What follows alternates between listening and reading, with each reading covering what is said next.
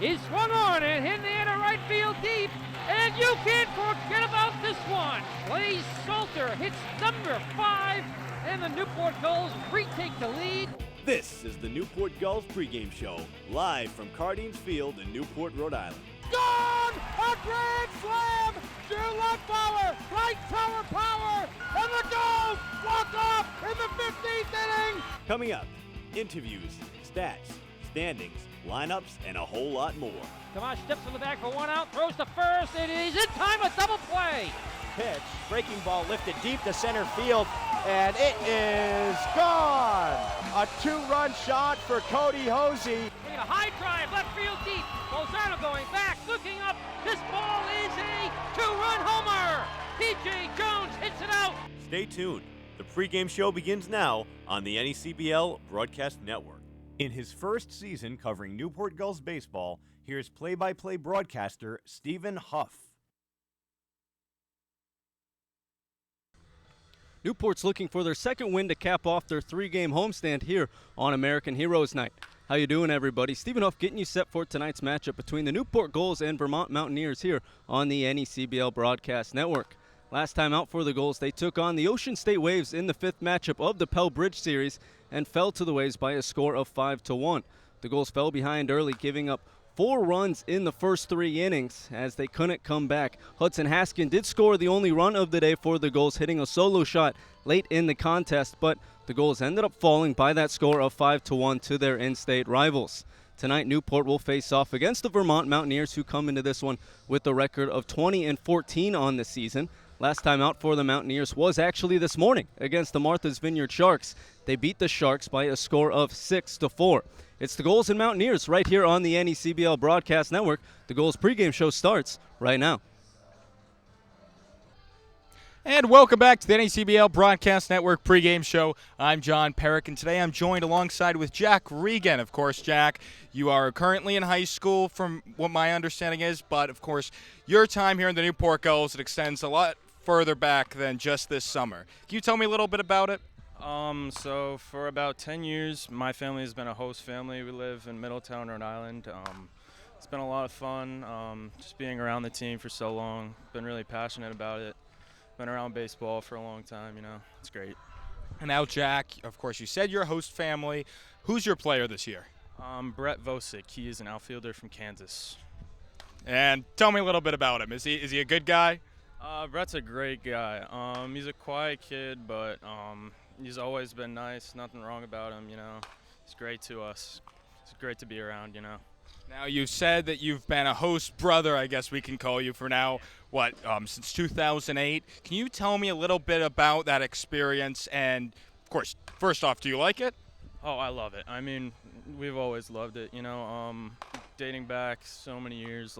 I think the best experience was definitely the championships, especially the one here. I remember, oh my gosh, the best time. Definitely a little less involved now than I was back then, but now that I'm working here, it's pretty awesome. See a different side of things. Well, you bring up that point. You're working here. Tell me a little bit about your experience as a volunteer with the Newport Gulls. What have you learned? What do you even do? I do help with the grounds crew. I do help with the in-between innings games, stuff like that. It's definitely cool to see how stuff works during games days and how we get stuff done, different side of things. Yeah. Well, Jack, I appreciate your time today, and the NECBL Broadcast Network pregame show continues next. Welcome back to the pregame show here on the NECBL Broadcast Network. Nick Bell here with Hayden Jones. Now, Hayden, 2 for 4 Monday night. What was working for you? Just staying through the ball, biggest thing, and getting back on that back toe, really big thing. And that's the biggest part that I've been needing to get through my game that I've been missing out on a little bit through the summer. And, getting that feeling back is the best thing that I've been able to feel through it all. Now, Hayden, I saw a highlight on I think it was Facebook, of your first home run your college career. So take us through that at-bat. I mean, you launched the thing out of the park. How are you feeling? Take us through that. I got my first at-bat in college. I ended up striking out I ended up almost having to get stitches on my nose, took out the Wi-Fi box. But, that bat being the first hit in my college career was one of the biggest things. And, guy put down the middle. I don't remember swinging. I don't remember even what pitch it was. It just probably the farthest ball I hit though. And it was just, I ran, touched second, and the lights start going, and it was just it was electric. And it was unbelievable, the feeling and everything like that. And so you kind of touched on it before. So what is one thing you're trying to work on here in Newport?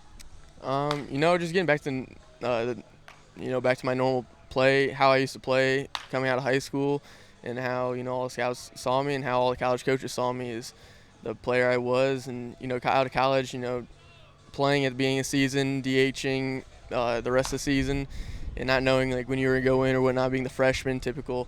And, just being in the day-to-day basis, and knowing you're playing every single day is a lot better feeling. And so it's, just getting the swings and receiving and just getting the stress of the game put back on you so you get the feel of it it helps out a lot. So you guys tonight are in second place. You're a game out of second place. If you win tonight, you're a half game out. So what's the general vibe of the team right now? We're all just – I don't think anyone really thinks about it or anything like that. They just go out and do their thing. We got a dude on the mound in Dylan, and he's going to do his thing, and we got defense behind him, and we're going to swing the bats for him, and that's the biggest thing that we got going for us right now. So I've heard a little bit about a rift you have with our broadcaster, Stephen Huff, and how he doesn't get you on camera as much. So now that you're on camera, what do you have to say to Stephen? And it's just about time. I guess I get the better half of the interviewer now today, so some way he finally wants to do it. But no, I love the guys here, and they do a great job, so it's awesome here. Thank you, Hayden. We appreciate it. And last question. So what have you enjoyed about your time here in Newport? Creating the big relationships with the guys from different schools. I knew a couple guys coming in like Zaid. We played together at area code and stuff like that. But the biggest things like meeting guys like Vosick and stuff like that from different schools that you don't really get to meet because they're in different conferences. But other than that, it's like the town and being able to go out with a family and just do things that you don't get to do either down south in Mississippi or in Indiana. That's the biggest thing. You got the different landmarks, stuff like that, history, and that's the biggest thing that has been fun. So Hayden, thank you. I appreciate it for your interview. And the pregame show continues next on the NCBL Broadcast Network. Welcome back to the Gulls pregame show. It's time for the front office report. Stephen Huff joined alongside the Gulls president and general manager Chuck Pava. And of course, always thank you for joining me. Now, we're going to talk about, obviously, it's a special night here at Cardine's, capping off a special week, American Heroes Night. Yeah, American Heroes Night. Always very special to honor our police, fire, and EMT. American Heroes Night generated from 9/11.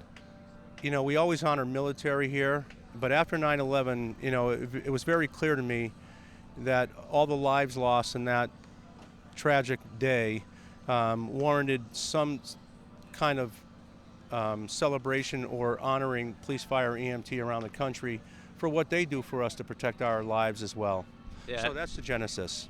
And seeing what we did here on Monday with Raytheon Military Appreciation Night, it was just so special, and so I'm excited to see what we have in store tonight. Now, looking at the team on this season, of course, 18 wins underneath their belt, 12 games left on the season, and they're getting close to that 25-win mark that everyone has their eye out set for. Yeah, we used to establish 25 wins as that barometer, that standard for every team that's played here. Probably the first 16 years we won 25 games. 17 and 18 were the only 2 years we didn't, and those are the 2 years we didn't make the playoffs. I always felt that if you won 25 games, you have a good shot at the playoffs. So I think that, achieving 25 wins is one accomplishment. But, when you look at the season right now, Stephen, and where we are, the most important thing is not to get too far ahead and worry about 25 wins. Just get one win at a time. And, of course, they're going to try to get one more tonight. But now looking ahead a little bit, on Monday, some fan voting might open up for the All-Star ballot on who's going to play in the All-Star game. And there's quite a few names that might be on the ballot for the Newport Gulls. Yeah, actually Saturday morning we'll be voting on the All-Star teams. And we'll present as many goals as we can. That we're going to push as many guys as we can, guys that we feel that should be on the team. Unfortunately, it's often a numbers-driven decision. So if you've got somebody somewhere else hitting 470, they're not quite the same player as our expectation, maybe our guy. However, the 470 and our guy might be hitting 300, for an example. I'm afraid that the better player is not always picked. And that's unfortunate. Listen, that's the same with all-stars from Little League to the Major League. So we're going to push to get our guys on there, and hopefully we'll have as many guys as we can.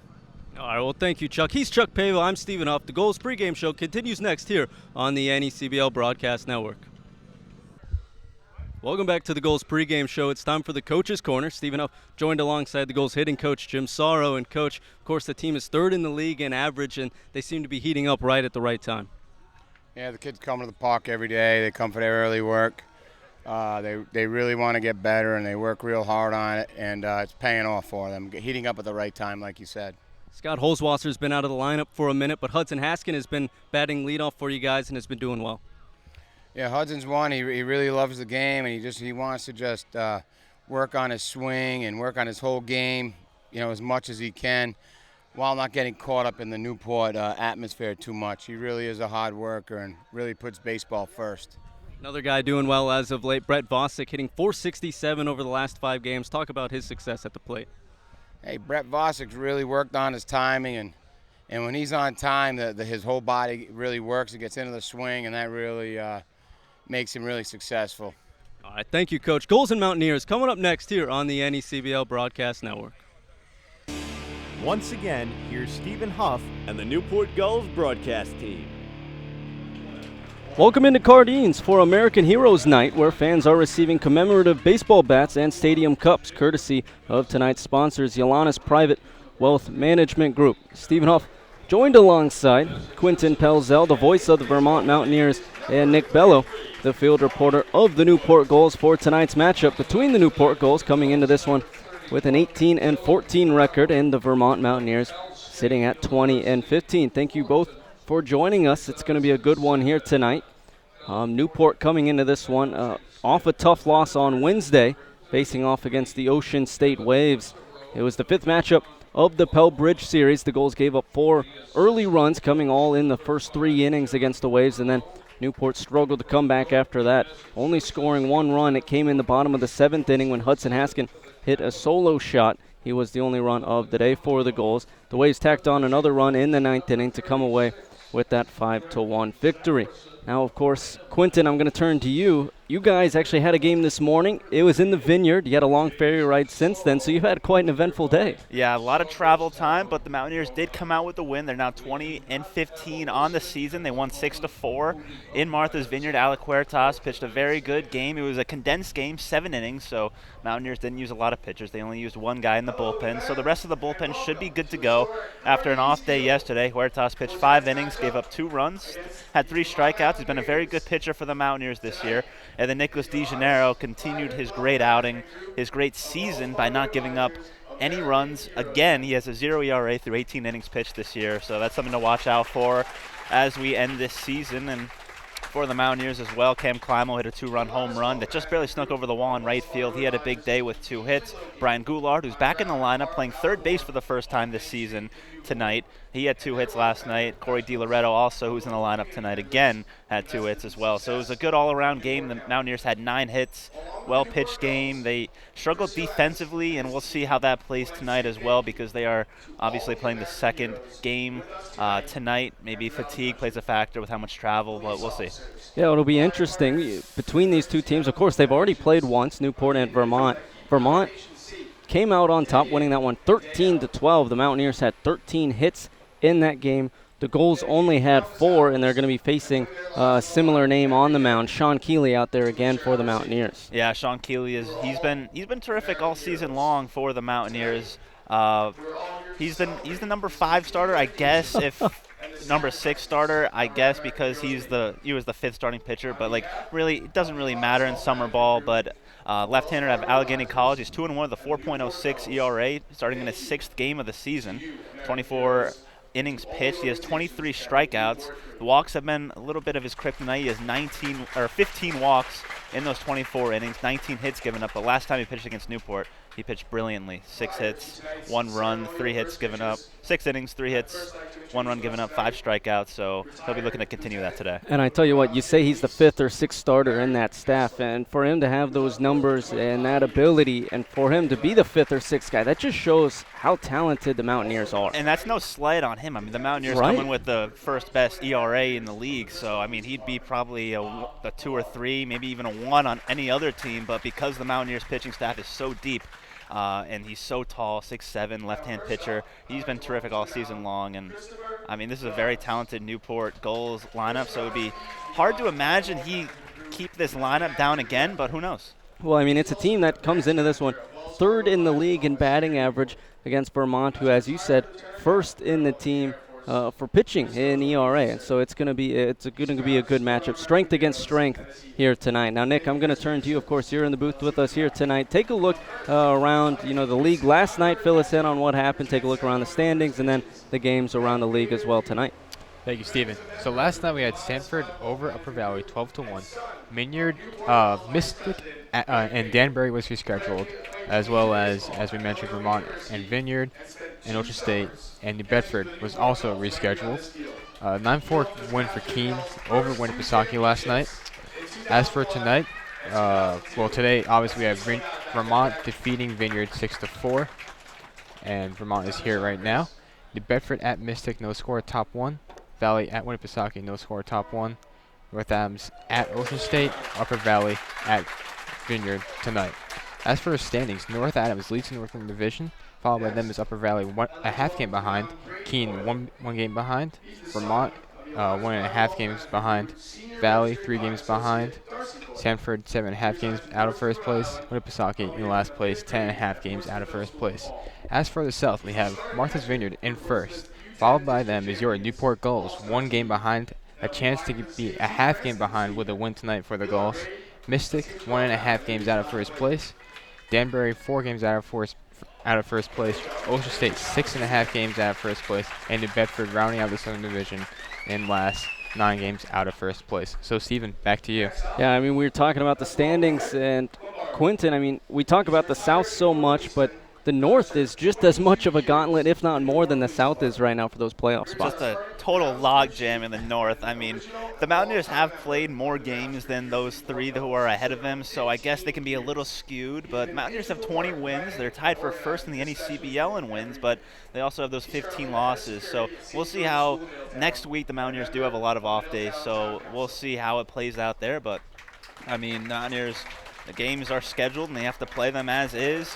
They're a game and a half back of North Adams, who's given the Mountaineers some trouble this year, as well as Upper Valley. They've had their way against Keene, but Valley as well, even though they're a game and a half back. I mean, this could change in the course of 2 or 3 games. So it's going to be fun to watch down the stretch. The rest might help you guys. I know Newport had a tough schedule for a while, and now we're seeing them go through a little bit easier of a schedule, and I think it's helping them out a little bit, and you're seeing them rise in the standings. Actually, they were 3rd and 4th in the standings, and now that they're getting some rest, now they're 2nd, and if they get the win tonight, half a game behind, and if the Sharks lose in their 2nd game, they would actually be tied for first. Especially, sorry to cut you off, especially Martha's Vineyard, they've lost 4 in a row, so they're on a down stretch, and Newport, if they can win tonight, who knows, they could be in first place by the end. Yeah, exactly. So I think with the schedule and the streakiness of the other teams, it's starting to be in favor of the Gulls, but I think it can be also in favor of your side as well, the Mountaineers, as the season goes on.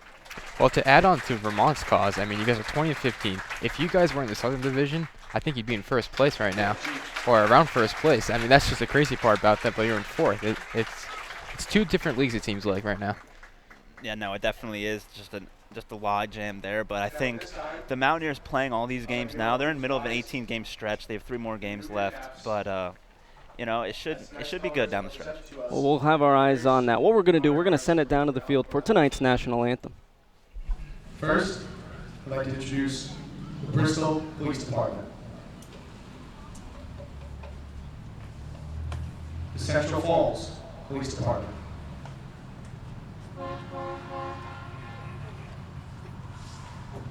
The Cranston Police Department.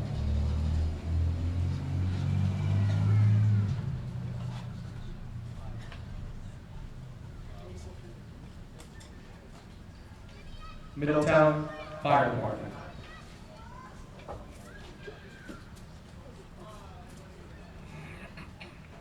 Middletown Police Department.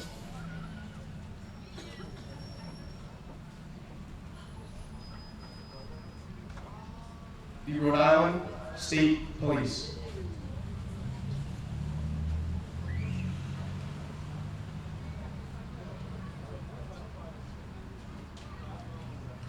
Newport Police Department.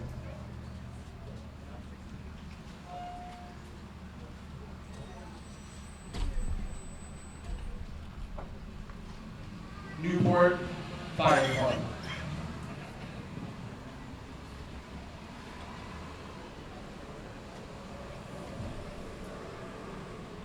And the Providence Police Department.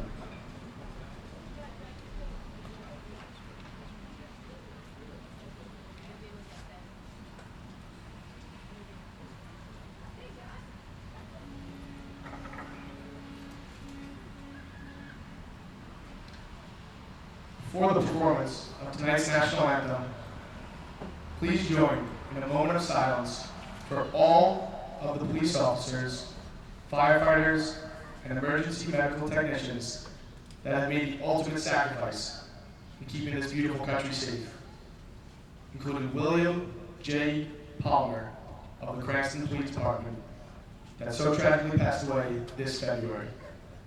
In addition to the Cranston Police Department being here tonight as an honor guard, many of Detective Palmer's friends and family are on hand with us tonight, including his wife, Mary Ann Palmer, children, Billy Palmer Jr., twins Jenna and Joseph Palmer, brother Tom Palmer, who is a retired detective in the Cranston Police, sister-in-law Michelle Palmer, and nephew Chris Palmer. Born in Providence, Bill was 53.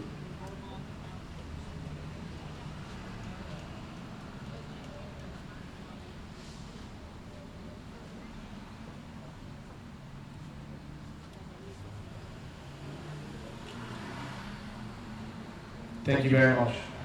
Now, I would like to welcome Kim McHale, who will be performing the national anthem tonight. She's a local realtor here at Sotheby's and lives in Portsmouth, Rhode Island. She's an accomplished singer who's honored to participate in American Heroes tonight.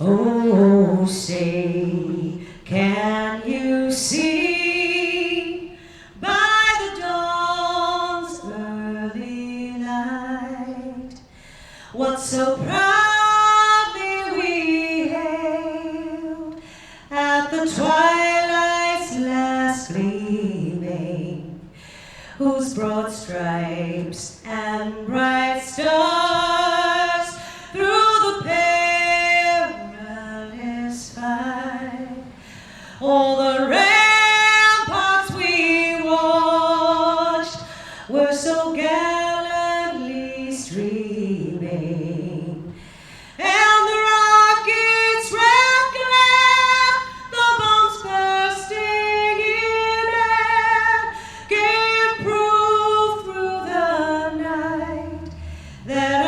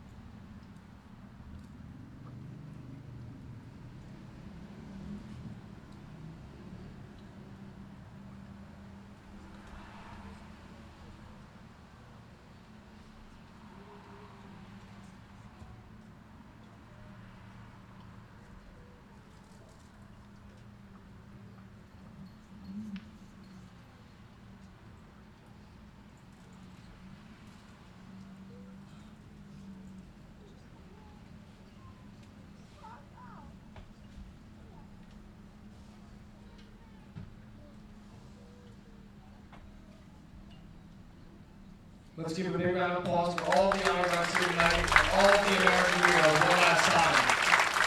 Thank you very much.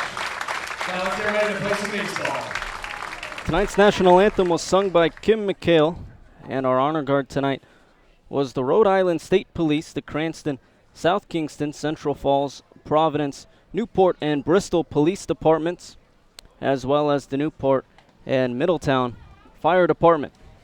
Stephen Huff joined alongside the voice of the Vermont Mountaineers, Quentin Pelzel, and the field reporter of the Newport Gulls, Nick Bello. As we are getting set for baseball here, I'm going to send it over to Quentin Pelzel. Quentin, take us through Vermont's lineup here tonight. Sure thing. Austin Guthrie will lead it off. He'll be at shortstop, followed by Matt McDermott. He'll be at second base. Batting third for the Mountaineers will be Curtis Robinson.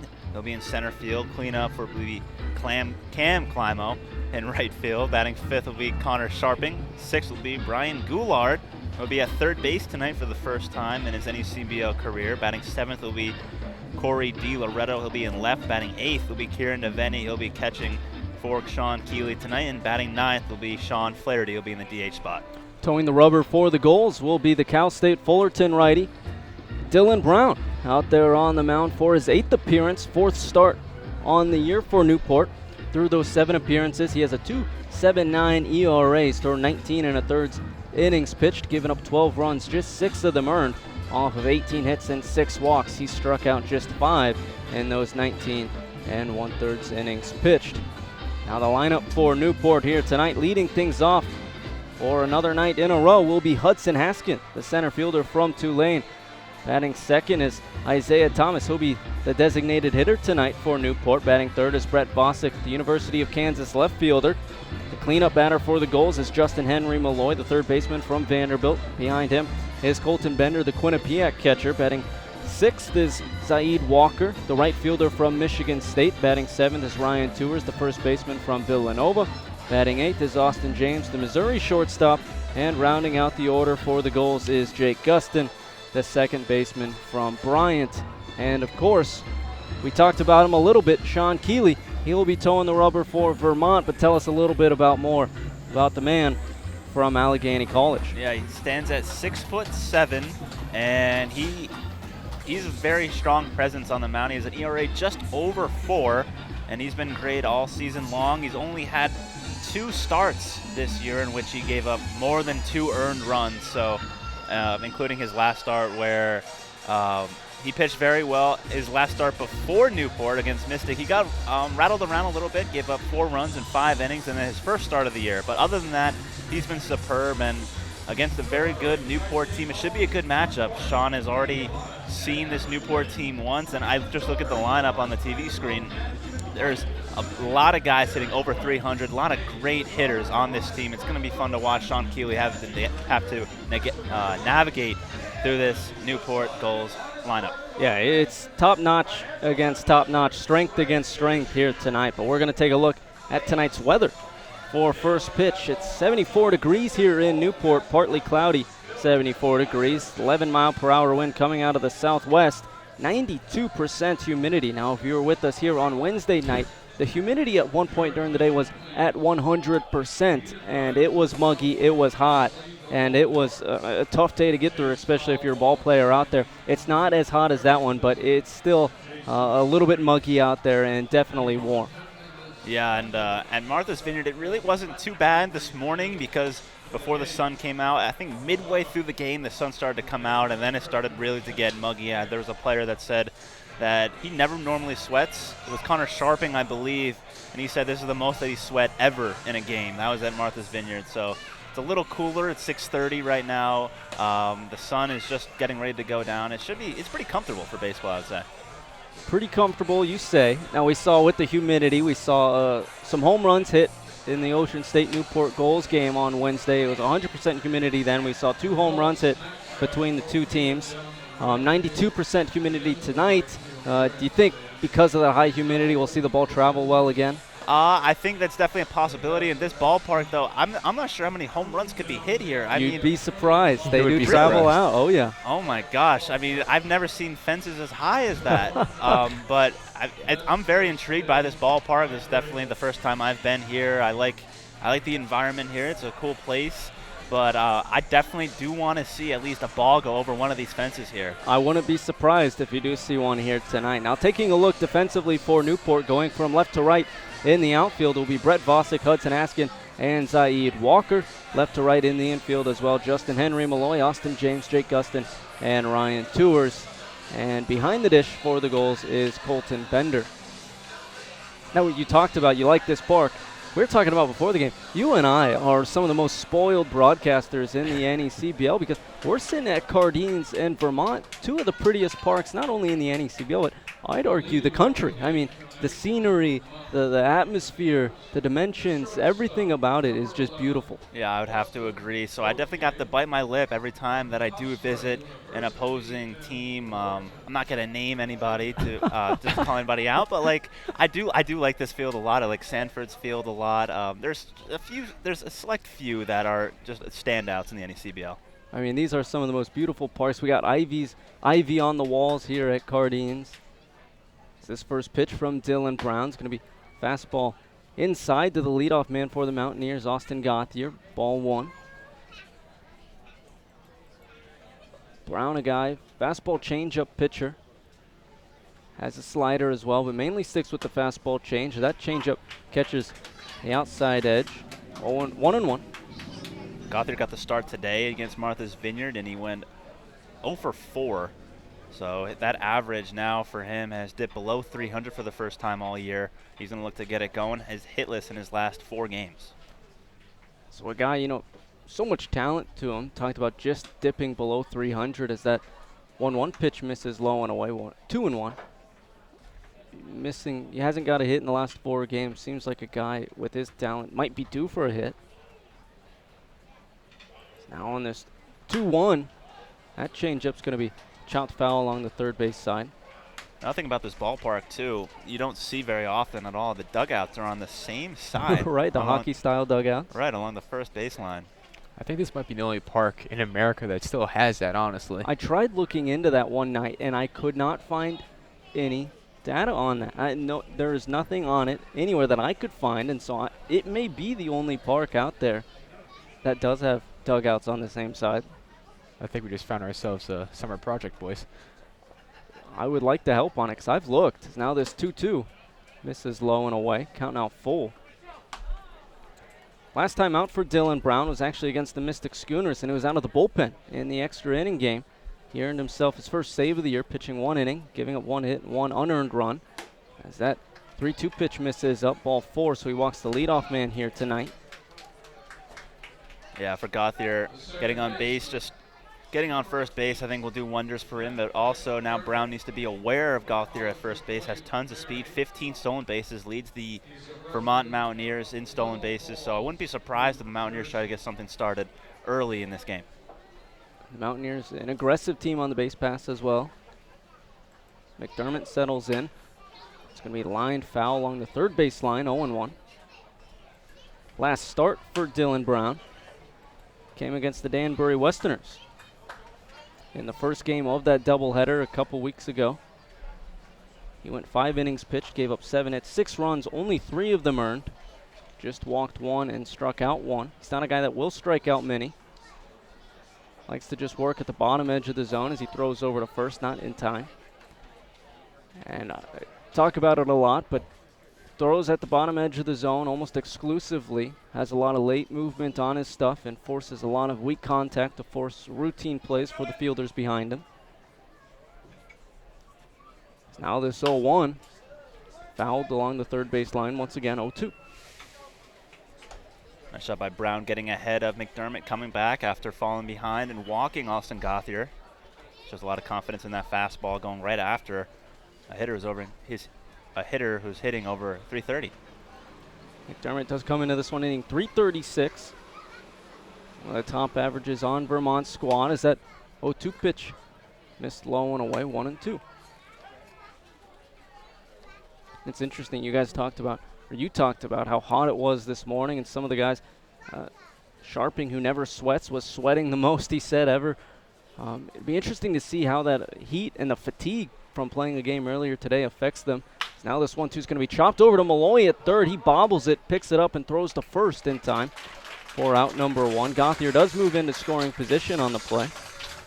Great job by Malloy sticking with that and still having time to throw out the speedy Matt McDermott rushing down to first base, and because he bobbled it, did not have a chance to get the lead runner out, Austin Gauthier, and that's a big run at second base, and a single here will now, you think, would score Austin Gauthier with his speed. That does bring up Curtis Robinson, hitting .297. Has a lot of power as well, 8 doubles and 3 home runs. Righty on lefty matchup for Brown on the mound. First pitch to Robinson. Fastball misses up and away. 1-0.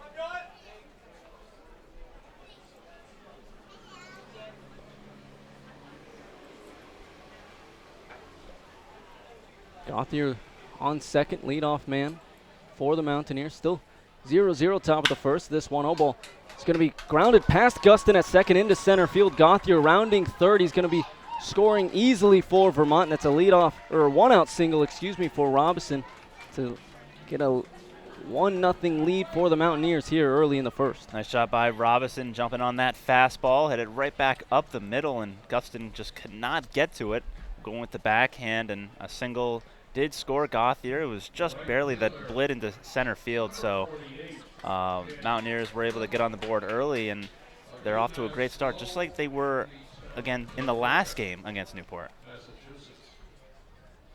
So that now will bring up the cleanup man, Cam Climo, who's going to foul this one off the end of his bat into the backstop. 0-1. Right fielder for Vermont is hitting .344 on the season. Talk about these numbers. 8 doubles, 2 triples, and 3 home runs. Now this 0-1. Catches the outer half, low and away, 0-2. One of those home runs came today at Martha's Vineyard, just barely snuck over the wall on right center field, but normally a guy who's going to pull the ball to left, so it was certainly odd to see him go the other way with both of his hits today. Now this 0-2, another pitch low and away, but missing just outside, 1-2.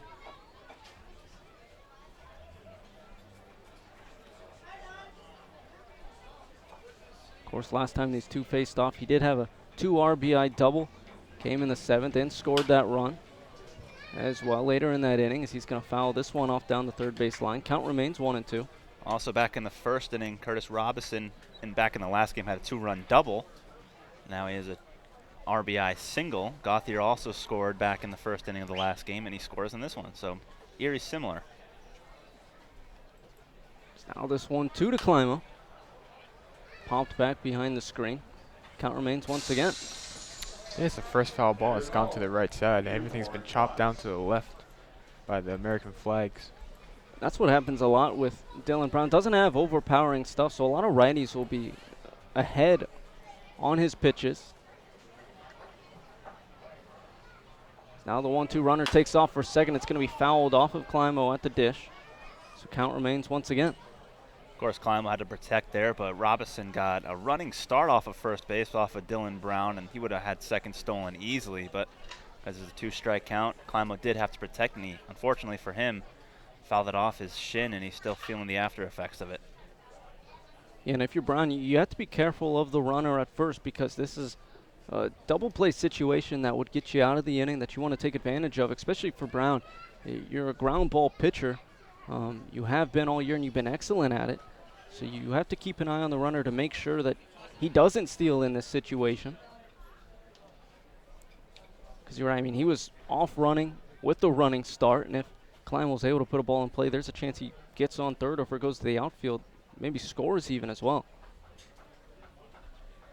So now this 1-2 is going to be offered at, but popped out of play along the first base side. 4 straight foul balls for Climo at the plate. Newport Gulls.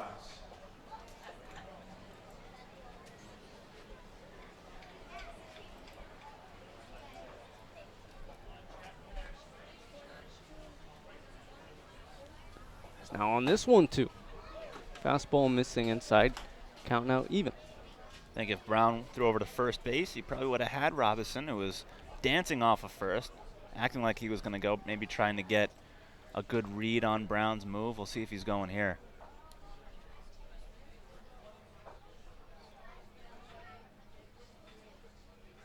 Robinson does get another running start. He takes off. This one's going to be lined into left. And so back-to-back singles for the Mountaineers, and they have runners on first and second with one away here in the first. And Robinson was off on the pitch, but Climo kept protecting, and he got looked like it was a breaking ball that he could hit there and pulled it right to the hole and left, and now he has 3 hits on the day today, and that's his first of the game tonight. Had 2 back in Martha's Vineyard a little while ago. Just a great at-bat right there by Climo, fouling off a bunch of pitches and getting a pitch he could hit. It kept battling at the plate, and then Brown offered that slider over the plate. Climo took advantage of it as Connor Sharping settles in for the Mountaineers. First pitch, he's bunting. It came in and hit him. They're going to say Sharping pulled back and it hit him.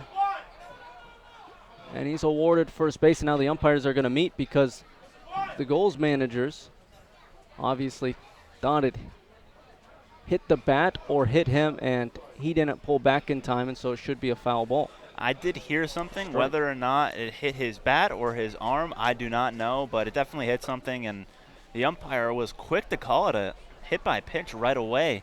He seemed to be very confident that it was. Now they're going to be talking it over. So we look at the replay here. Definitely comes inside. Does hit something. I think it hits his forearm. It got him on the wrist, it looked like. I do think it. I think the umpire made the right call. But I don't know if he pulls the bat back in time, and so if he doesn't, then it's a strike on him. Yeah, I don't think he did pull it back in time, so. Very good call, and we'll see what they come up with here. As we are awaiting the decision from the home plate umpires, taking another look at the replay up here in the booth, as you see. That should definitely be a strike, yes, 100%. Of course, we have the advantage of the replay. It's not as easy from their vantage point down there on the field, seeing it real time. He was in the process of pulling it back, but he did not pull it back in time.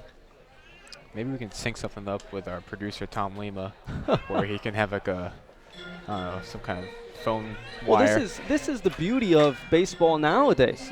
Coaches do have challenges. Of course, that was a controversial topic. What do you guys think about that? Was that good for the game? They are awarding Connor Sharping with first base. It was a hit by pitch. Of course, we know now maybe it shouldn't have been a hit by pitch, but that's not to the fault of the umpires because they just didn't have that viewpoint. Kevin Winterode is out for the Gulls, obviously arguing his case. Just going back to that question that you proposed, is replay good for the game? I think it is, just getting the calls right. And even though it's going to take maybe a couple minutes longer added to the game, I do think that in the end it is about getting the call right. And if the umpire needs to, take a little bit to his ego, I mean, they're just going to have to suck it up. Kevin Winterode is not pleased for Newport as he heads back to the dugout. Call remains on the field as it was called. Connor Sharping is awarded first with the hit by pitch. I agree with you. I think the call needs to be made on the field, the correct one, whether the umpire was right or wrong. I think challenges and replays are good. I understand people's gripe about it, maybe in the NFL where it can get out of hand and the matter of inches here or there, and you go to replay every other play. But I think in baseball where you have a limited amount of challenges and looks into it, every game is a healthy dose. Now this first pitch, fastball misses outside to Brian Goulard, 1-0. I mean, if you think about it, if you go to replay on a situation like that, it's going to take him about the same amount of time between Kevin Winterode coming out and arguing. So now this 1-0 misses low once again, 2-0. The base is loaded here as well. You got Newport bringing the corners in, so the holes on the right and left side, they are exposed a little bit more. We'll see if Goulard can shoot one into the hole there and take advantage of it. It's 2-0 to Goulard. He's watching that fastball over the heart of the plate, 2-1. Sharping on first, Climo on second, Robinson on third for the Mountaineers. They lead 1-0 here in the top of the first with one away. This 2-1 misses outside. Count now 3-1. Hitters count for Goulard at the plate. It's a righty on lefty matchup for Brown on the mound. Now this 3-1. Fastball he's going to swing at and pop out of play along the left field line towards the bullpen. Count now full. Got hitters count on 3-1. Got a fastball and just a little tardy. See what Brown comes with on the 3-2. On the payoff pitch, it's going to be swung at and lined over to Tours at first. He's able to snag it and step on the bag for the double play.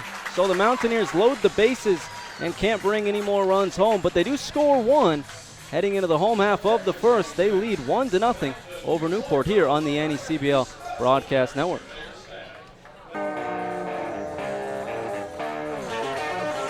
Bottom of the first, Vermont leads 1-0 here on the NECBL Broadcast Network. Stephen Huff joined alongside Quinton Pelzel and Nick Bello, as it will be Sean Keeley on the mound for the Mountaineers. Yeah, tall left-hander, and he's 6'7", so when he does stride and he does release the ball, even though he doesn't throw too fast, about 86 to 88 he'll range from, with a nice curveball and a changeup. He uses the fastball and the curveball primarily, but when he releases that ball, it kind of seems like it'll get up on the hitter even faster than what the hitter is expected. So even that ball is coming in at 86, 88, it kind of looks like low 90s. So that's probably why it's been difficult for these Newport hitters and the rest of the hitters in the NECBL to pick up Sean Keeley. Of course, we talked about last time out for Sean Keeley against Newport. 6 innings pitched, just gave up 3 hits and 1 run. It was earned, and 5 strikeouts over those 6 innings. He'll face off against Hudson Haskin, leadoff man for Newport. First pitch fastball missing low. Haskin coming into this one hitting just below 300, 298 on the season. Second night in a row hitting leadoff for Newport. This 1-0 fastball he's going to offer at and pop into right field. Going back is Climo towards the ivy, but he's underneath it for out number 1. And Haskin gave that a good ride. Got a nice swing early against Keeley. Saw a fastball and didn't waste any time getting a fastball that he could hit. Just unfortunately for him, just got a little under it, and that was towards the deepest part of this ballpark. That will now bring up Isaiah Thomas for the Gulls. Vanderbilt designated hitter tonight for Newport. He's hitting .333 on the season. Over the last 5 games for the Gulls, hitting .368. This first pitch misses outside for ball 1.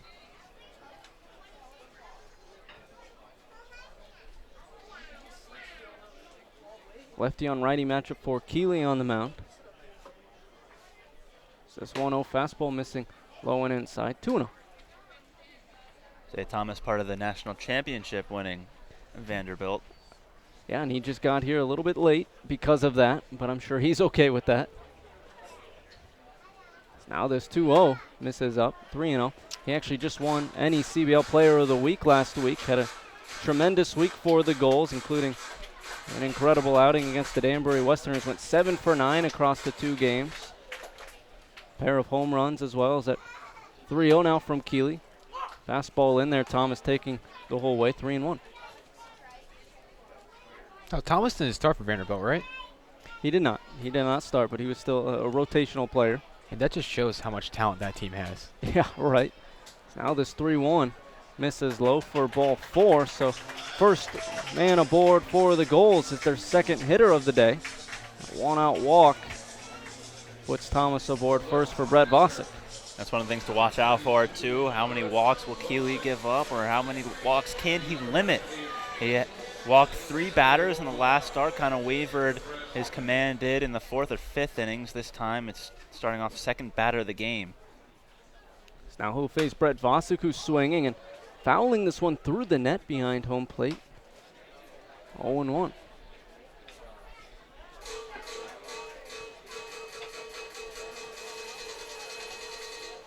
Vosick against lefties is hitting .364 on the season. A reverse splits guy. It's a throw over to first. Brings back Thomas. Keeping an eye on Thomas, the fastest Newport player. 5-tool guy out of Vanderbilt. Has 7 stolen bases already on the short season for him for Newport. Now this 0-1 pitch to Vosick misses in. 1-1. We talked about Thomas hitting .368 over his last 5 games. Brett Vosick hitting .467 over the last 5 games for Newport.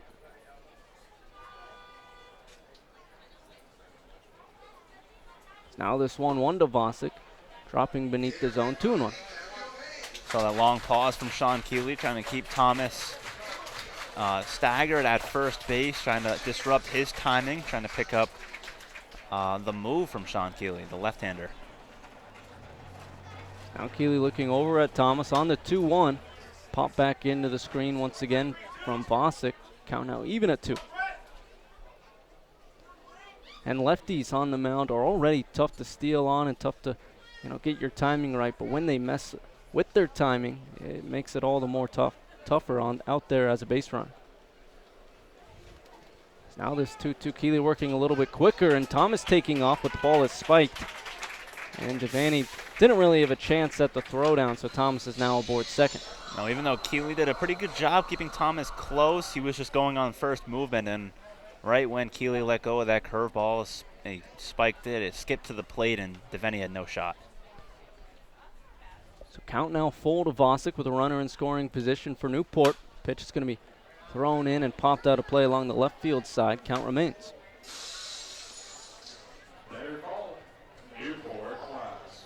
Vosick coming into tonight is hitting .340 on the season for Newport.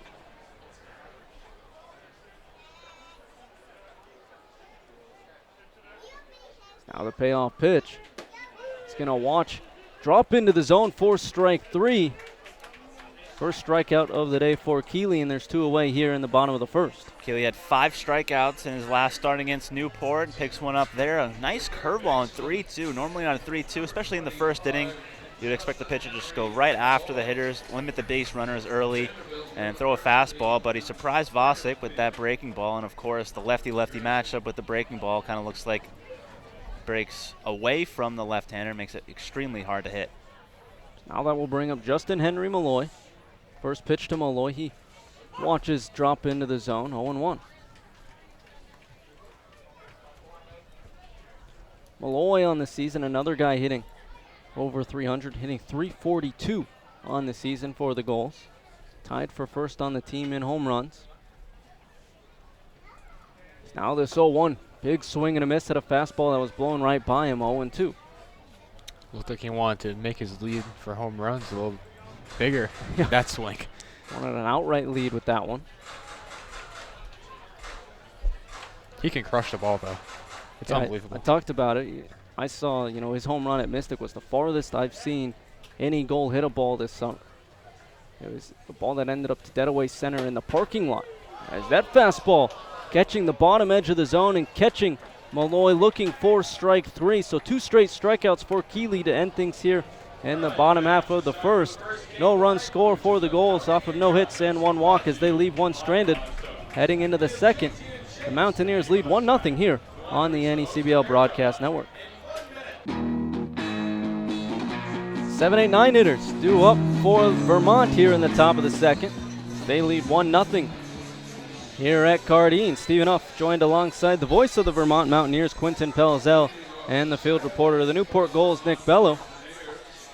As we get set for Dylan Brown's second inning of work for Newport. Be facing off against Corey DiLoretto, Kieran Devaney, and John Flaherty. Righty on righty matchup for Dylan Brown. First pitch is going to be chopped. High chopper over to James, who looks away and scoops it up and throws to first in time for out number 1. And that's a play you do not see every day. James just reached down and got that short hop. That was a high chopper, and he chose to go in, and that was the only hop that he could get. Just stuck the glove down, and hey, look what I found. Threw it over to first base. What a play by Austin James. And you could see the reaction from his teammates. Justin Henry Malloy at third was laughing and smiling. Couldn't believe James came away with that one. Well, James looked like he surprised himself when he caught the ball, actually. Kieran Devaney settles in. First pitch catches the outer half, 0-1. Devaney hitting .194 on the season. Another righty on righty matchup. It's this 0-1. Slider missing low and away, 1-1. It's a guy who was in the Cape earlier this season, but Mountaineers got him a little over a week ago now. He's playing in a handful of games. Gotten off to a little bit of a slow start. But he's going to blast this one into center. Haskin over to his right, but he's underneath it for out number 2.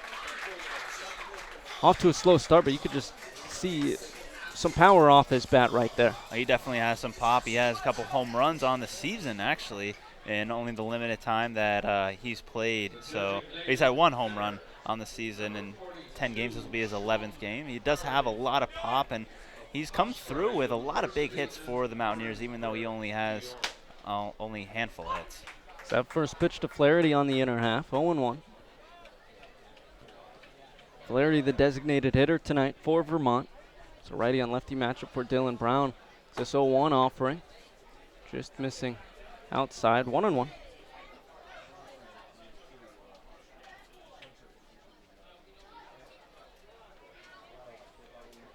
Brown looking on out of the windup, 1-1 offering. Catches Flaherty swinging, 1-2. Looks like Brown has settled down after a rough first 4 batters that he faced. Now retired 3 hitters in a row, looking to make it 4. Now this 1-2 slider catches Flaherty swinging for strike 3. First strikeout of the day for Brown as he sets the Mountaineers down in order.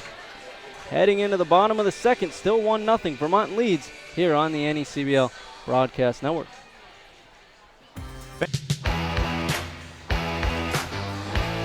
Bottom of the second.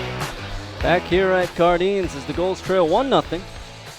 It'll be Colton Bender, Zaid Walker, and Ryan Tours set to do up for Newport. They'll be facing off against the lefty, Sean Keeley, on the mound once again for the Mountaineers.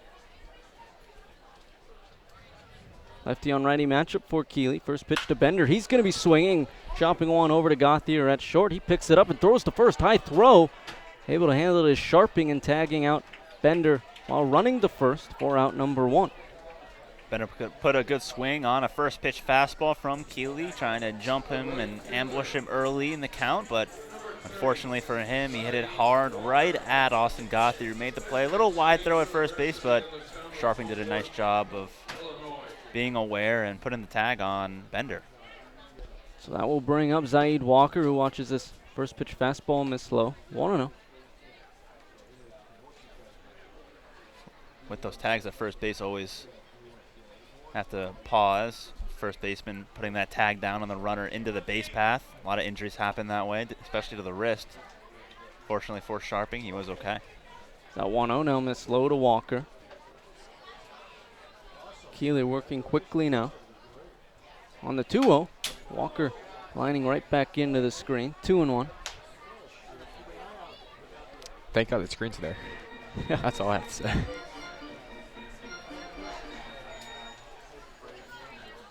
Again, Vermont leading 1-0 here in the bottom of the first. This 2-1 to Zaid Walker. He's going to fly into right field. Going back is Climo towards the ivy. It's going to be off of it in the right field corner. Heading into second is Walker, and he's aboard with a 1-out double. Just a good piece of hitting there from Walker, going the other way with that fastball, and Climo couldn't catch up with it. It was halfway up the ivy out there in right field, and Climo had a nice throw into second base, but Walker just too fast, and for the Gulls, that's their second hit of the ballgame. It is a short part of the park, and so sometimes that can be a tough part to run on because they don't have much to throw against. So a lot of guys we've seen actually caught out at second because it's a shorter throw versus, center or left field. But Walker with that speed able to beat it out for a double as that first pitch to Ryan Tours in the dirt for ball 1.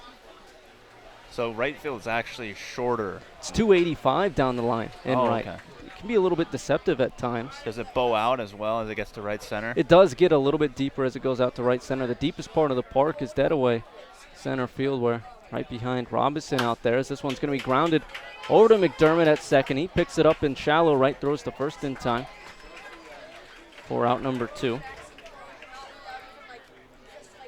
Nice play by McDermott going to his left. We've seen that play just a ton of times this year. McDermott sliding to his left field. It makes that play look super easy. Gets up and fires on the first.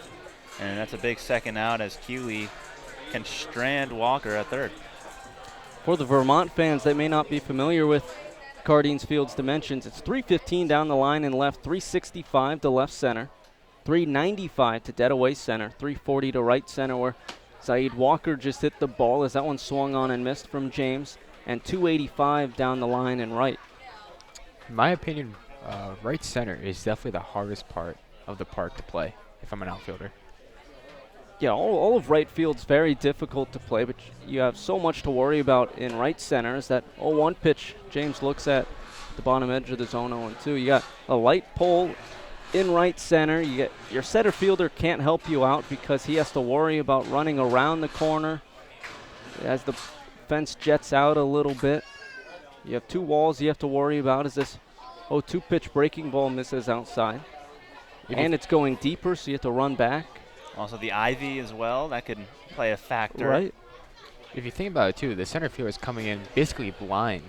Exactly. Because he can't really see around that corner of the fence. It's now the 1-2 to James. He swings at another curve and misses for strike 3. Third strikeout of the day for Keeley, and the Gulls can't score in the second off of one hit. No errors as they leave one stranded. Heading into the third, Vermont still leads 1-0 here on the NECBL Broadcast Network. Top of the lineup, due up for Vermont here in the top of the third. Stephen Huff joined alongside Quentin Pelzel, the voice of the Vermont Mountaineers, and Nick Bello, the field reporter of the Newport Gulls. First pitch from Dylan Brown. Slider going to be offered at from Gauthier as he chops it back into the backstop. 0-1. Gauthier on the day. Worked a walk to lead off things here at Cardines, and then came around to score. He represents the only run between these two teams. As Bender now checks out from behind the plate to go get that foul ball. It came back into play as it was lodged in the fence. Interesting drainage system along the third base line in foul territory. Yeah, it runs all the way up along third base into left field, essentially, along the line down there. As that pitch drops into the zone. 0-2 now to Gauthier.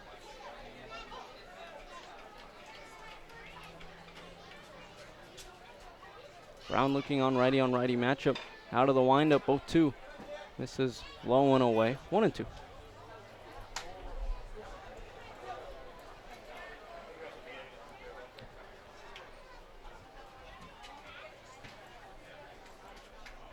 Brown looking on. On this one, too, it's going to be check swing and actually off his bat towards the first base side. Brown scoops it up and takes it himself for out number 1. Very nice athleticism there by Brown, popping off the mound. That worked as kind of like a push bunt from Gauthier. Very fast as well, and Brown had to be quick off his feet. Of course, the right-hand pitcher, he falls off to the first base side, so it was a little easier for him as he was able to field that ball and make it look effortless. So with one away, that will bring up Matt McDermott, second baseman for Vermont. First time up, he grounded out over to Malloy at third. As this first pitch he swings at and chops it back to the backstop. 0-1. Today in baseball history, in 1982, they were playing the first annual Cracker Jack Old Timers Baseball Classic in Washington, D.C. 75-year-old Luke Appling hit a home run. That 0-1 pitch missed low and away, 1-1, off of Warren Spahn. Wow. 75? 75-year-old. Wow. Luke Appling. So now this 1-1 pitch. Bottom edge of the zone, swung at and missed from McDermott, 1-2. They were 5-inning exhibition games played by retired major leaguers. It was National League versus American League games. Started in 1982, and they played for 5 years in Washington, D.C. This was in between the Senators and what is now the Nationals. Now this 1-2, another swing and a miss on a pitch on the outer half. 4 strike 3, second strikeout of the day for Brown. And it was just an attempt to get some of those old retired players back out on the field so fans could enjoy them, but also great opportunity for Cracker Jack. They came up with this idea. A great advertisement opportunity. Of course, they're a part of baseball, I feel. You know, you sing about them in the 7th inning stretch as well. Well, right? I don't think they need that really much of an advertisement. It worked out for them. them. So now this pitch. Catching the bottom edge of the zone, Curtis Robinson, 0-1. This game featured great players. We already mentioned Luke Appling, Warren Spahn. Featured guys like Hank Aaron. This one's going to be blasted into right off the top of the warehouse. Joe DiMaggio, Bob Feller, Stan Musial, Hank Aaron, Willie Mays, Sandy Koufax, Roger Maris. They were pretty good, right? Yeah, they were all decent. Yeah, I think they were decent. Ernie Banks was in the game. I mean, it was all-time greats that played in these games. Kind of reminds me of that celebrity all-star game that happens at the all-star break with it's softball. It's exactly. not baseball. Yeah, it's not the same. It's not 75-year-old guys still clubbing home runs out in major league parks, but it's still entertainment nonetheless. But it got me thinking. Is this 0-1 pitch misses low, 1-1. Obviously, it fizzled out after a while. I think they sent the game. I think it was to Buffalo after those 5 years. I'll double check that. Buffalo or Montreal. That pitch swung on and missed for strike 3, actually. Third strikeout of the day for Brown. We'll have more on that Cracker Jack Old Timers Baseball Classic in the bottom half of the third. But second inning in a row, Vermont goes down in order. Heading into the home half of the third, Vermont still leads 1-0 here on the NECBL Broadcast Network. Bottom of the third, Stephen Huff joined alongside Quinton Pelzel and the field reporter of the Newport Gulls, Nick Bello. And since Nick is alongside us, I'm going to send it his way. Nick, take it away so you can fill us in on what's happening around the league here in the NECBL. Thank you, Steven. So New Bedford at Mystic. 4-2 New Bedford in the top of the fourth. That's a big one for the Gulls tonight. Valley at Winnipesaukee. 1-0 Valley in the bottom of the fifth. North Adams at Ocean State. 1-0 Ocean State, bottom of the third. Upper Valley at Vineyard. No score, bottom first. Keene and Sanford, 5-1 Keene, bottom second. So, Stephen, back to you. So this first pitch to Jake Gustin in there for strike one. So could be a good win for New Bedford. That would mean if the Gulls came away with a victory here tonight, they would be tied for first place with the Vineyard. So this 0-1 to Gustin, misses low. 1-1. We were talking about before we went to break the Cracker Jacks Old Timers game that started in 1982 as a bunch of Hall of Famers that played together to get them back out on the field. The likes of Hank Aaron, Willie Mays, Stan Musial. Is that 1-1? Misses up. 2-1. Warren Spahn was in it.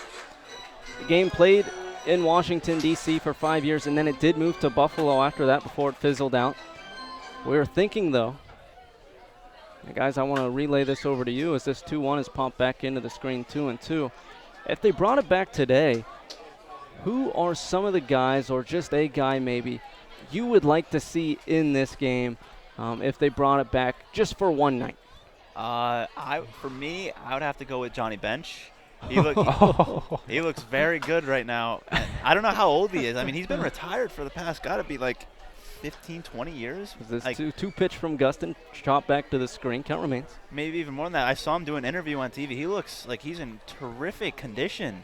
You think he could still rake out there? I honestly think he could. I would say for me. Now there's 2-2 to Gustin. He pops up into left. Looking up is De Loretto, and he's underneath it after a big pop-up from Gustin for out number one. Yeah, I'd say for me either Roger Clemens or Barry Bonds. Okay. So, wow, you went the PEDs route. Yeah, I want to see if these guys can actually play. Wow. Bench is actually 71, so he's been retired for like 30 years. Well, and you know what? That fits in because we were talking about Luke Appling hitting a home run to lead it off in 1982 at 75 years old. Yeah, and also I would also go with Jim Thome as well. Oh, that guy's still massive. Hudson Askin singles this one right back up the middle. A one-out single for the Gulls puts a man aboard first now for Isaiah Thomas.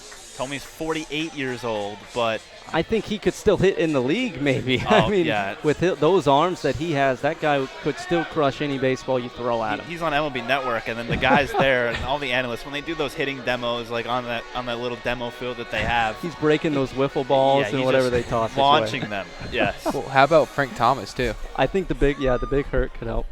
I was thinking, first of all, I think Bartolo Colon. Oh, that'd be a good one. Just for entertainment, as now this first pitch to Thomas, breaking ball. He watches low and inside, 0-1. I was thinking Bartolo Colon would be great. Pedro Martinez would be Pedro'd interesting. be a good one. I don't know if the stuff is still there, but these are older guys, so that's okay. And then a guy that I think would actually be sneaky good still, Rafael Palmeiro. As now this breaking ball drops beneath the zone, 1-1. He actually made a comeback recently. He was playing in the American Association Independent League with his son. They were playing on the Claiborne Railroaders together, and he hit a home run. I believe it was the team that was in Fargo. Hit a home run against them, and so he technically still is playing. I think he's in his 50s, 53, 54 maybe now.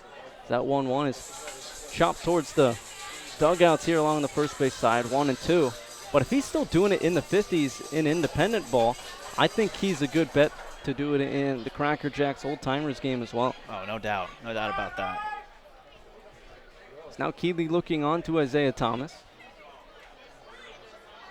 On the 1-2, fastball. It's going to be popped up in the shallow left. Coming on is De Loretto, but going back and making a nice catch is Gauthier from short. You know another guy would be interesting? Dennis Eckersley. I think he'd be pretty interesting. Yeah, I think that's a good shout as well. You know, I'm wondering, you know, when they played that game back then, if these guys were still talking trash, if the rivalries were still there when they're kind of older. I would say, yeah. I would love to see it. The competitors that they are, it never Right. leaves the blood, I think. Well, if you think about it now, we can mic them up. Oh, Imagine that. That would be fun.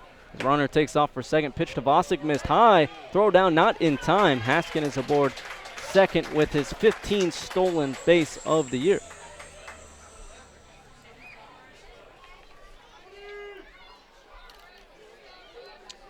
I think we've compiled quite a good list so far. I think so, too.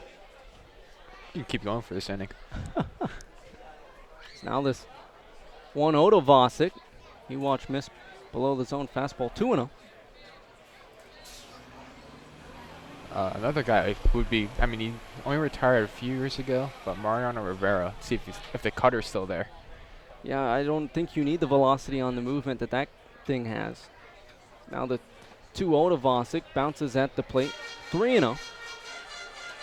Or even a guy like Tim Wakefield with a knuckleball. That knuckleball, I would love to see the knuckleball in action.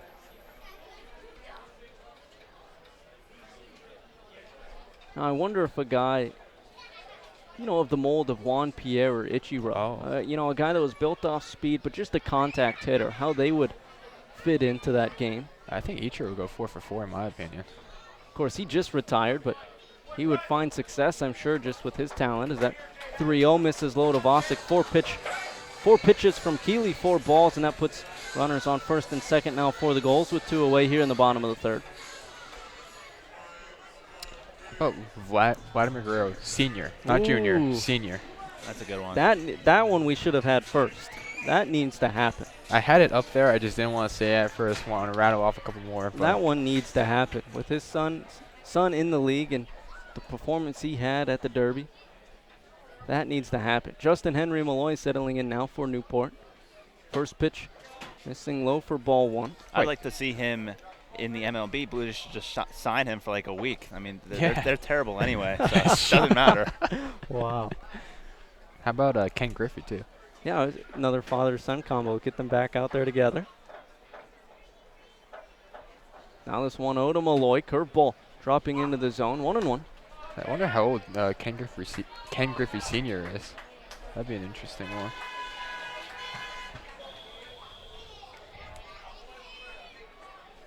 I'm trying to think of if there's any combos of that nature. Now this 1-1 to Malloy. That fastball missing up, 2-1.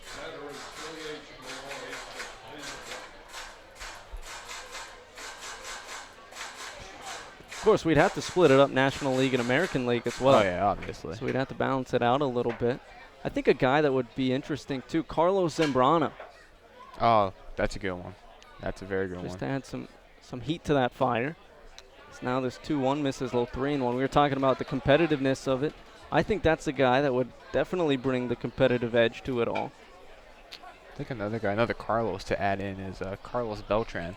Is now coming out is Devaney behind the plate to meet with Keeley. 3-1 count to Justin Henry Malloy. Runners on first and second here in the bottom of the third. Vermont leading 1-0 over Newport. This is potentially a very dangerous pitch for Keeley. You mentioned how much power Malloy has, and the 3-1 count with runners at second and first. This could change the entire complexion of the game. Malloy likely will have the green light here.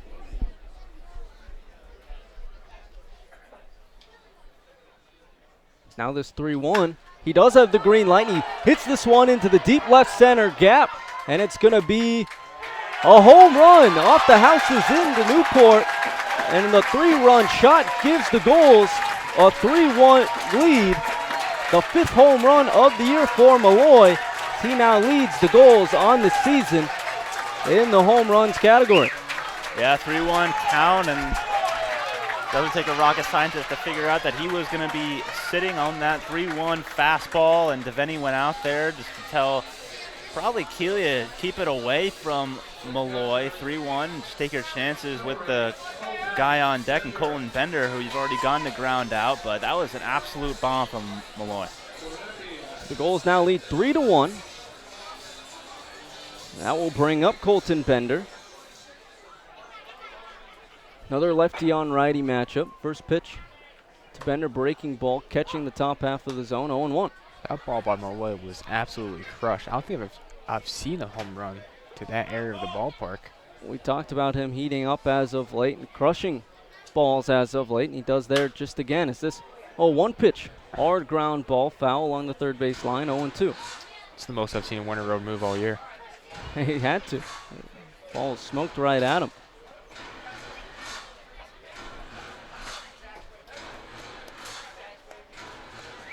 Now Keeley looking on.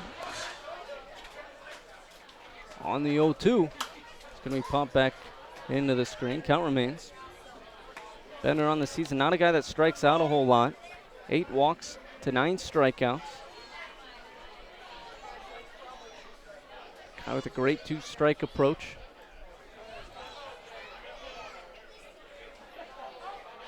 They're going to call time at the plate.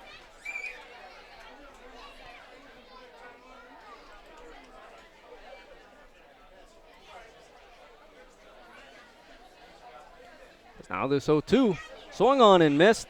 Throw down to first. It's going to be in time for out number 3. But the Gulls do score 3 in the third off of Justin Henry Malloy's 3-run home run. Heading into the 4th, the Gulls lead 3-1 here on the NECBL Broadcast Network. Top of the 4th, Newport leads 3-1 over Vermont. Stephen Huff alongside the voice of the Vermont Mountaineers, Quinton Pelzel, and the field reporter of the Newport Gulls, Nick Bello. And since it's the 4th, I'm going to send it over to my broadcast partner, Quinton. Take it away. Thank you, Stephen. Splendid first 3 innings, as always. Great job. Love the hospitality here. Great environment. Very comfortable as well. First time I've been here. 3-1 Newport Gulls lead over the Mountaineers. Scored 3 in the bottom of the 3rd. 3-run shot by Malloy with 2 outs. Dylan Brown back to the mound. He'll be out of the windup. First pitch to Climo. A check swing on a breaking ball outside. Appealed down to first. A no swing to Climo. And going back to that home run from Malloy, we talked about it. You know, with 2 runners on in the 3-1 count, Keeley had to be careful with Malloy at the plate. Pitch to Climo, taken low and outside. Another check swing and another appeal down. Says no swing. So quickly 2-0 to Climo. Because with Malloy's power, anything over the plate, you knew in that count he was going to be swinging, and a guy with his talent, he would make you pay for anything. 2-0 is chopped on the ground to the third baseman. Malloy fields it on a couple hops and throws onto first base to retire Climo for the first out here in the top of the 4th. That's now 8 in a row that Dylan Brown has retired. We talked about in the first inning. After his first inning, gave up 4 early, struggled through the first 4 that he faced, Gave up 2 early hits, including a walk against the leadoff man, gave up that early run, then got out of that bases loaded jam, and has since then retired all those batters in a row. Brown out of the windup, and the first pitch is chopped foul along the third baseline. Count is 0-1 to Sharping. Sharping got hit by a pitch in his last at bat. It was a controversial call that ended up not in the end hurting the Newport Gulls, as the next batter, Brian Goulard, lined into a double play. That one is scorched foul, wide of third, and goes down the left field line. 0-2 to Sharping. Sharping coming into this game, batting .323 with no home runs, 12 runs batted in. 3 doubles are his only extra base hits on the season. Pitch is on the ground up the middle. To his left is the shortstop, James. Spinorama, throw to first base and then get him. Nice play by Austin James. That's the second time today that James has made a nice play at short. And that's now 2 outs as Browns retire 9 in a row. Yeah, and James is doing an incredible job at short today. Obviously rolling to his left there, deep in the infield, able to pick that one up and make a spinning throw. I mean, you have a split second to look at first and make that throw, and he's able to do so in stride. Perfect throw over to Tours. First pitch is a breaking ball swung on and missed by Goulart, strike 1. He's pulling plays out of Scott Holzwasser's book, who's been hurt for the past couple of days. Yeah, typically it is Holzwasser with those defensive highlight reel plays. 0-1, fastball rides high and outside. 1-1 to Goulart. Said it a couple times on the broadcast, but making his first start at third base tonight. Third baseman today was Evan Giordano. It's the 1-1s on the outside corner for a strike 1 and 2. Giordano got ejected from the game earlier today, so he has to serve his 1-game suspension tonight. That's why Goulart's at third. 1-2, breaking ball skips to the plate. Nice backhand play by Bender, 2-2. That's interesting. So we got thrown out of the first game today, and now he's sitting out tonight. So he can play the next game, obviously, right? Yes. 2-2 is on the ground to the second baseman, Gustin, fields it and throws on the first base to retire Goulart. That's now 3 straight 1-2-3 innings for Dylan Brown, who's certainly settled into a groove. He's retired 10 Vermont Mountaineers in a row. We will head to the home half of the fourth. 3-1, Newport Gulls lead over the Vermont Mountaineers. You're listening to the NECBL Broadcast Network. Back here at Cardines. And Quinton Pelzel, Stephen Huff, and Nick Bello bringing you NECBL action as it's 3-1, Gulls lead. We head to the home half of the fourth. Zaid Walker will lead it off against Sean Keeley, tall left-hander. It'll be 6, 7, 8 in the order for the Gulls. Breaking ball hit on the ground to the shortstop, Gauthier. He has it. Throws on to first base, a little wide as the first baseman, Connor Sharping, keeps his foot on the bag, sprawled out along the right field line, makes the play, and that's the first out. That's the second errant throw that we've seen from Gauthier today, but so far no errors on him as Sharping has been able to make a couple nice nifty plays over at first. Yeah, how about the effort there from Sharping? I mean, you already have to worry about the speed from Walker running down the line. Expect it to be a routine play, but Sharping able to lay out and make the snag, and if that ball gets by him, Walker's in scoring position.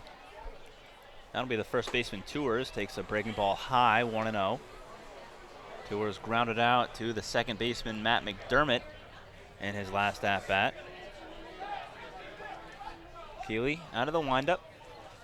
And the pitch, breaking ball, that's in there for a strike as it clips the outside corner.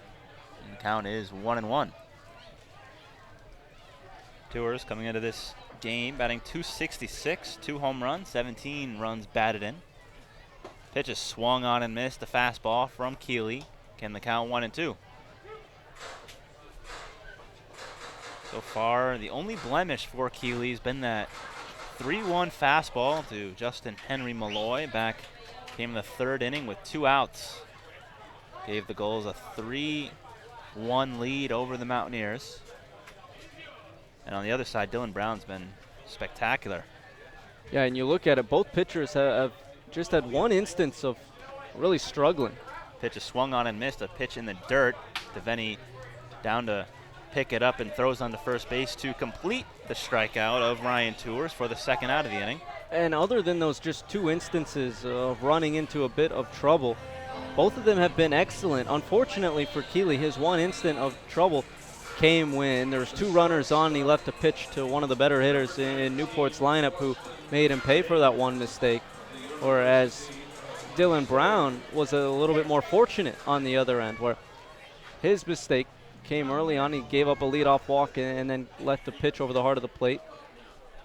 As James swings and misses to the first fastball from Keeley, 0-1. That led to just a single RBI single.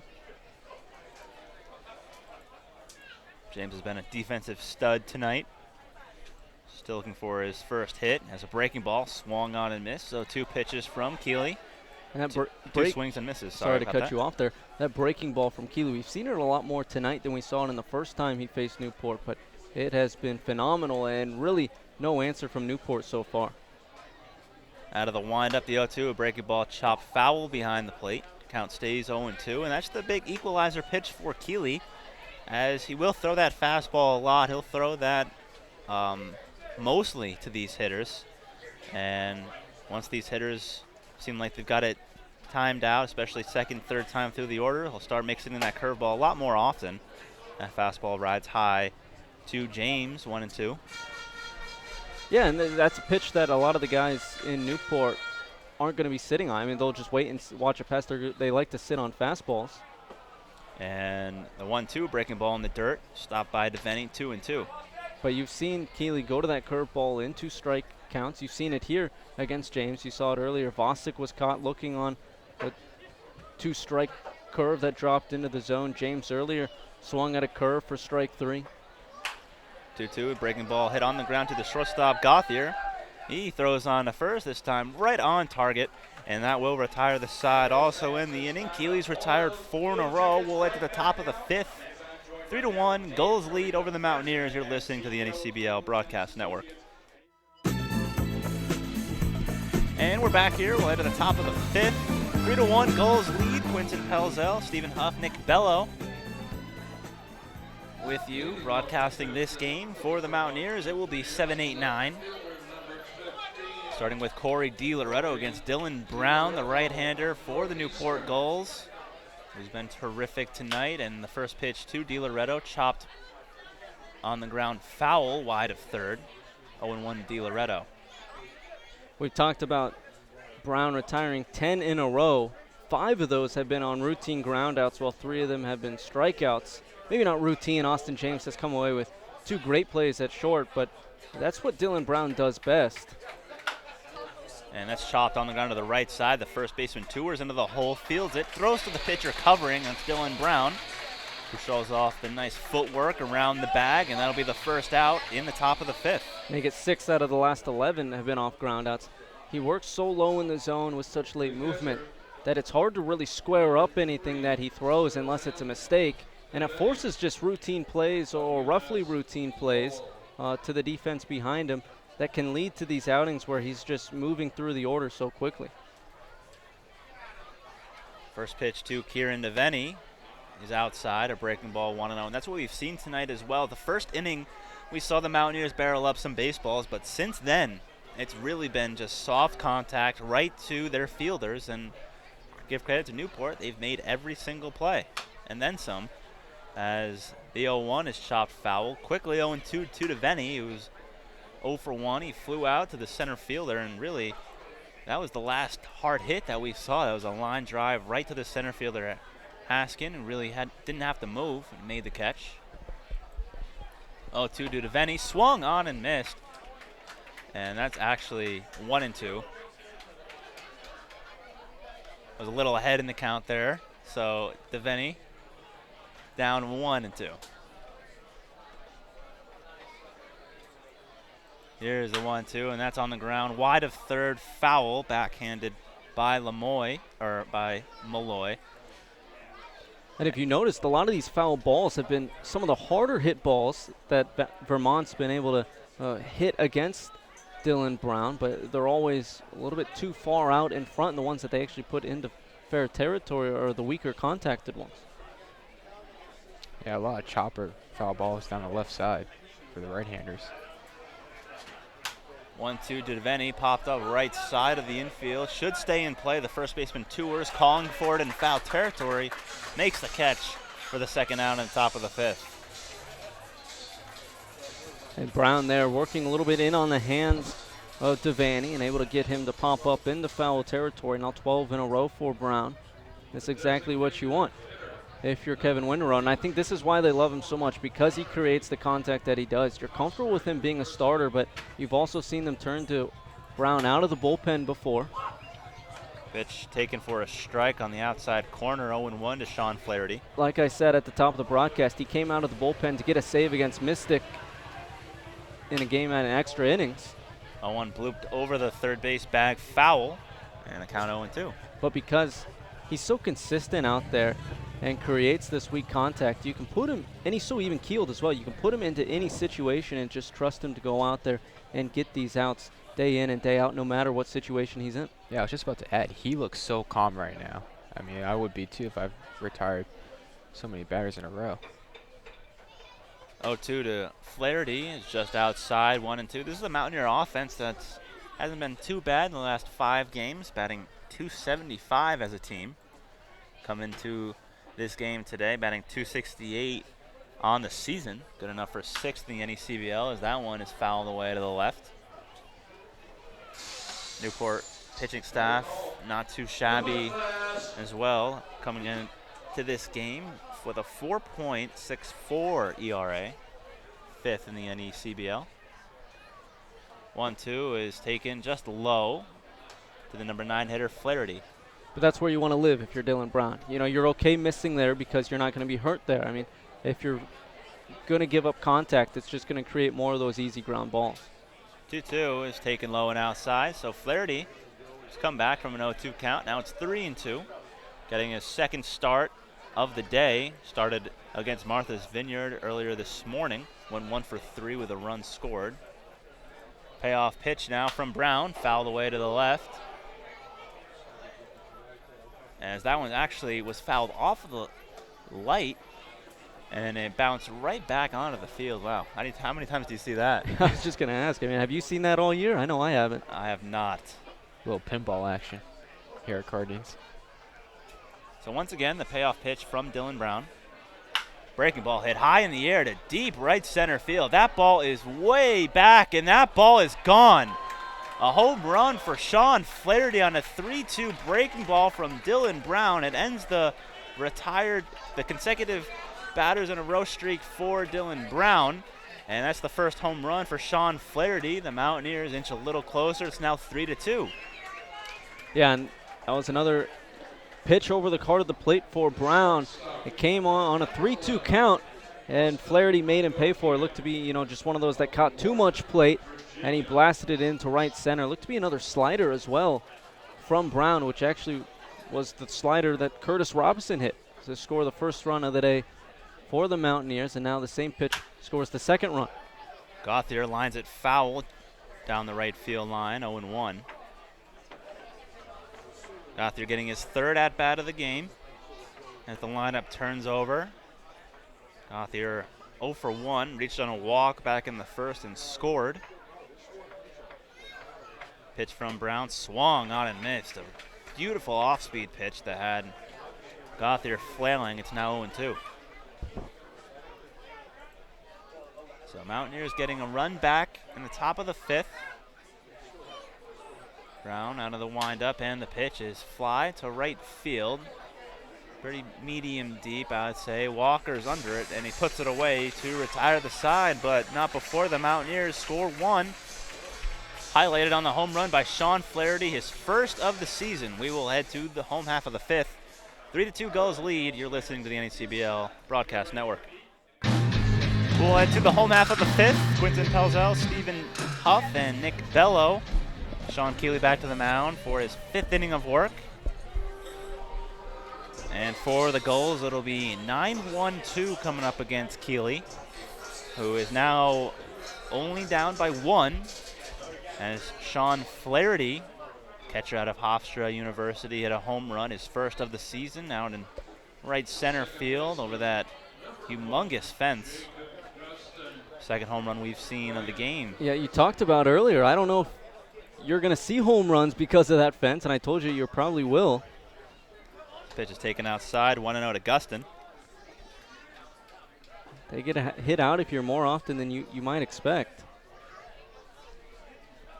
Keeley out of the windup, the pitch taken high, 2-0 to Gustin. Left-handed hitter, he flew out to the left fielder Corey DiLoretto in his last at-bat. Third baseman Brian Goulart even with the bag at third. Here's the 2-0. Breaking ball, chops slowly on the ground to the shortstop Gauthier, comes in and plays it, throws on to first base to retire Gustin for the first out here in the bottom of the 5th. And we've talked about, Dylan Brown's stellar night. He's retired 12 in a row at one point. But after giving up the 3-run home run to Justin Henry Malloy, Keeley has now retired 5 in a row, 3 groundouts over there to Gauthier, all relatively routine plays, or at least routinely fielded by Gauthier, and then 2 strikeouts along the way for Keeley as well. Lineup turns over. Hudson Haskin, his 3rd at-bat of the game, and the first pitch to him, a breaking ball in there for a strike, 0-1. Haskin 1 for 2, singled and stole a base back in the 3rd. He was stranded at second base to end the 3rd inning. No, actually, he was not. That was actually a 3-run home run by Justin Henry Malloy, excuse me. Pitch to Haskin, breaking ball, check swing in the dirt, appeal down to first, and they're going to call it a strike, so we'll be 0-2. Got a tough break there for Haskin. They say he went around, and so finds himself down in this count 0-2, but he's done well so far on the season, filling in for Scott Holzwasser at the top of the lineup. And the 0-2 breaking ball reached for, flared down the right field line. Over for a look is Sharping. It's out of his reach, so count still 0-2. Haskin was a guy that started off this season slow at the plate and then has since turned it around. He's hitting 194 at the beginning of the season, a few weeks in, and now he's hitting around 300 and has been a mainstay at the top half of the Newport lineup. 4 home runs, 15 runs batted in. Ground ball up the middle and into center field as it gets through. Almost took Sean Keeley along with it, but Haskin has his 2nd hit of the ball game. Speedy runner at first base now for Isaiah Thomas. Yeah, and Haskin sends that one right back up the middle. He's now responsible for half of the Newport Gulls hits on the day. And that's exactly what you want out of your leadoff man. So that'll be the right-hand hitter, Isaiah Thomas. Thomas 1 for 2. Singled and stole a base in the 1st. And as Keeley will work out of the stretch for the first time in about an inning and a half. Here's the first pitch, breaking ball. That's in there for a strike. 0-1. Keeley throwing that breaking ball more and earlier in counts as we're getting towards the 2nd and 3rd part of this lineup. Yeah, and I think that's what you have to do if you're Keeley. Introduce that pitch to start off against batters, working backwards. 0-1 breaking ball popped up on the infield. Middle of the field over in the second base bag, and McDermott will make the catch for the 2nd out.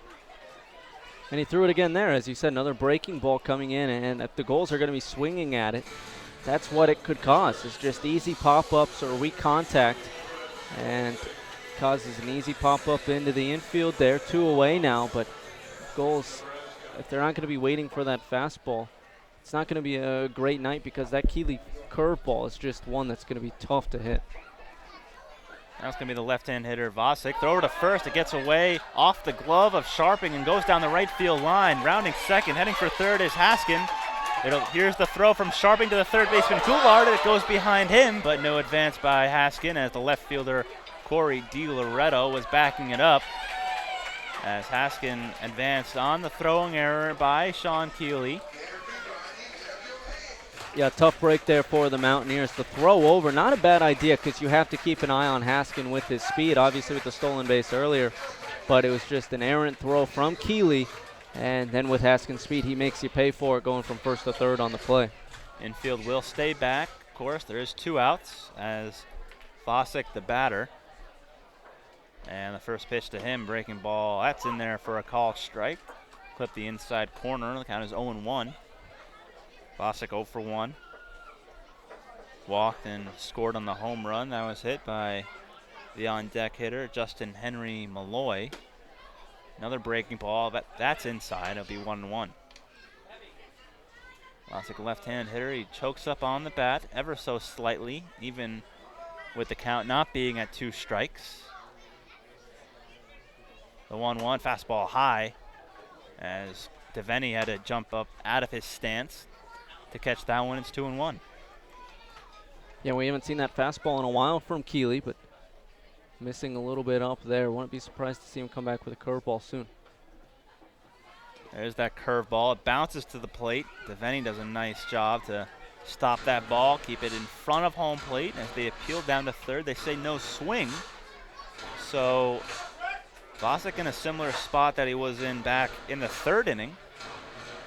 He walked ahead of Justin Henry Malloy, and now single ball here will walk Vosick yet again ahead of Malloy. The 3-1 is in there for a strike. Count now full 3-2. And last time Vosick had 2 strikes against him, it was in the first inning. And he saw another curveball come in. He watched it for strike 3. See what Keeley goes with here on the 3-2. Another curveball, and that's in there for a called strike 3. Almost a carbon copy of what happened back in the first inning, as Sean Keeley strands a runner at third after that single, and Haskin getting to third on the throwing error from Keeley. We will head to the top of the 6th. 3-2 Gulls lead over the Mountaineers. You're listening to the NECBL Broadcast Network. And we are headed to the top of the 6th inning. 3-2 Gulls lead. Quinton Pelzel, Stephen Huff, Nick Bello, bringing you NECBL action between the Newport Gulls and the Vermont Mountaineers. 2 very good teams in the NECBL going at it for the second time, as the Vermont Mountaineers will come to bat. A very good pitcher's duel between Dylan Brown of Newport and Sean Keeley of Vermont. Dylan Brown will head back out there for his 6th inning of work. They'll face 2-3-4 in the Mountaineers lineup, starting with Matt McDermott, and the first pitch to him is a breaking ball. Bends outside, 1-0 to McDermott.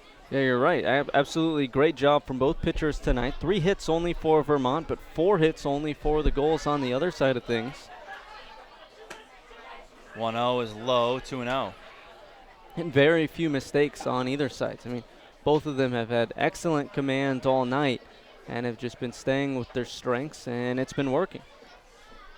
Out of the windup, and here's the 2-0. Fastball chopped on the ground to the third baseman, Malloy. It's a fair ball, throws low to first base, and it's dug out by the first baseman Tours, but McDermott beat it out. Tough play there for Malloy. He thought he could make a play on it, so he charged it down the line. If he didn't make a play and he let that go, it's probably going to go foul, but he thought he could make a play, grabbed it before it did go foul, then threw to first, but it skipped to first and wasn't in time to McDermott. It would have been a close play. Might have stayed fair. It would have been a close one, but Malloy had to be aggressive if he was going to make that play, and he was, but McDermott just a little bit too fast. Just didn't get enough on that either, as McDermott, a very speedy runner at first base, and third baseman Malloy in on the grass expecting a bunt, but Robinson swings away and grounds one into center field for a base hit. Stopping at second is McDermott. And for Robinson, that's his 2nd hit of the ball game, and the Mountaineers have the first 2 runners on against Brown in the 6th. Yeah, and this is exactly what you need if you're the Mountaineers. You get your 2 first runners on and 1 in scoring position now, but you got to feel for Dylan Brown. What he's done is forced 2 grounders into the infield, but both of them have found ways to put the Vermont hitters aboard. And now with no outs, that will bring up Cam Climo, the cleanup hitter for the Mountaineers. Will be indeed Cam Climo. Does have a hit today coming into this game, batting .389 over his last 5 games. Includes today where he had a 2-run home run to right field against Martha's Vineyard. Corners are in. The first pitch taken for a strike. 0-1 to Climo, and corners are expecting a bunt from Cam Climo, who's the cleanup hitter. And for Climo, in the limited action that he's played, really not limited anymore, he's played majority of the games for the Mountaineers. Has a few home runs. Pitch is swung on in the air to deep left center field. On the run is Haskin. He's going to get there to make the catch. Tagging at second and heading to third is McDermott as Haskins fell. And he gets the throw in. And Haskins took a tumble. I don't know if he slipped out there with the slick grass. And he does get it in, and McDermott only is at third. Yeah, you saw a long fly ball there, and Haskin rearing back to throw. His back foot gave way, and I think it's because of the moisture yesterday. We got a lot of rain here in Newport and the surrounding areas, and I bet it might still be lingering out there. And so when he went back to plant on that back foot, it gave way, and moving up to third on the play without any contest is McDermott. So runners now on the corners for Vermont. Tying run 90 feet away as McDermott's at third. Robinson at first. He carries the go-ahead run. Batters Connor Sharping. Brown out of the stretch, and the pitch is on the ground to the shortstop. Could be two if they hurry. James to second for one, on to first. Not in time as Sharping beats it out, and that was big because the run does cross the plate. Will be the tying run. It's 3-3. As Connor Sharping just hit that slow enough to beat it out down the line. It'll be an RBI fielder's choice, his 13th RBI this season, and the Mountaineers have tied this up at 3-3. And the Gulls tried to hurry on that play. It was a bang-bang play. Tough to tell if he was safe or not, but Sharping with that speed, obviously 13 stolen bases on the season, hustling down the line and able to beat it out. Keep the inning alive for the Mountaineers, but as you said, most important part, beating it out so the game is now tied with that runner scoring from third. You have to wonder now if Newport's going to get a guy up in the bullpen. Brown up around 80 pitchers. First pitch, Sharping goes from first, throw down to second, and it will be in time. Nice throw from Colton Bender. Throwing out Sharping on the first pitch that he's going on, and that will retire the side, but not before. The Mountaineers string across 2 hits. They get a run. They don't strain anybody as Sharping was gunned down going to second. We'll head to the home half of the 6th, 3-3. This game is tied. You're listening to the NECBL Broadcast Network. Back here at Cardines Field, Quinton Telzel, Stephen Huff, Nick Bello, Sean Keeley back to the mound for his 6th inning of work as the Newport Gulls will send the heart of their lineup, 4-5-6, against the tall, lanky left-hander out of Allegheny College, and Sean Keeley, who's pitched pretty well so far. 5 innings, 4 hits given up, 3 earned runs, and those 3 earned runs came on one swing of the bat from this guy, Justin Henry Malloy, back in the 3rd. Malloy now leading things off, and the first pitch from Keeley. Breaking ball that skips to the plate. Can't be backhanded by Devaney, but nobody on base, so no harm as it's 1-0 to Malloy.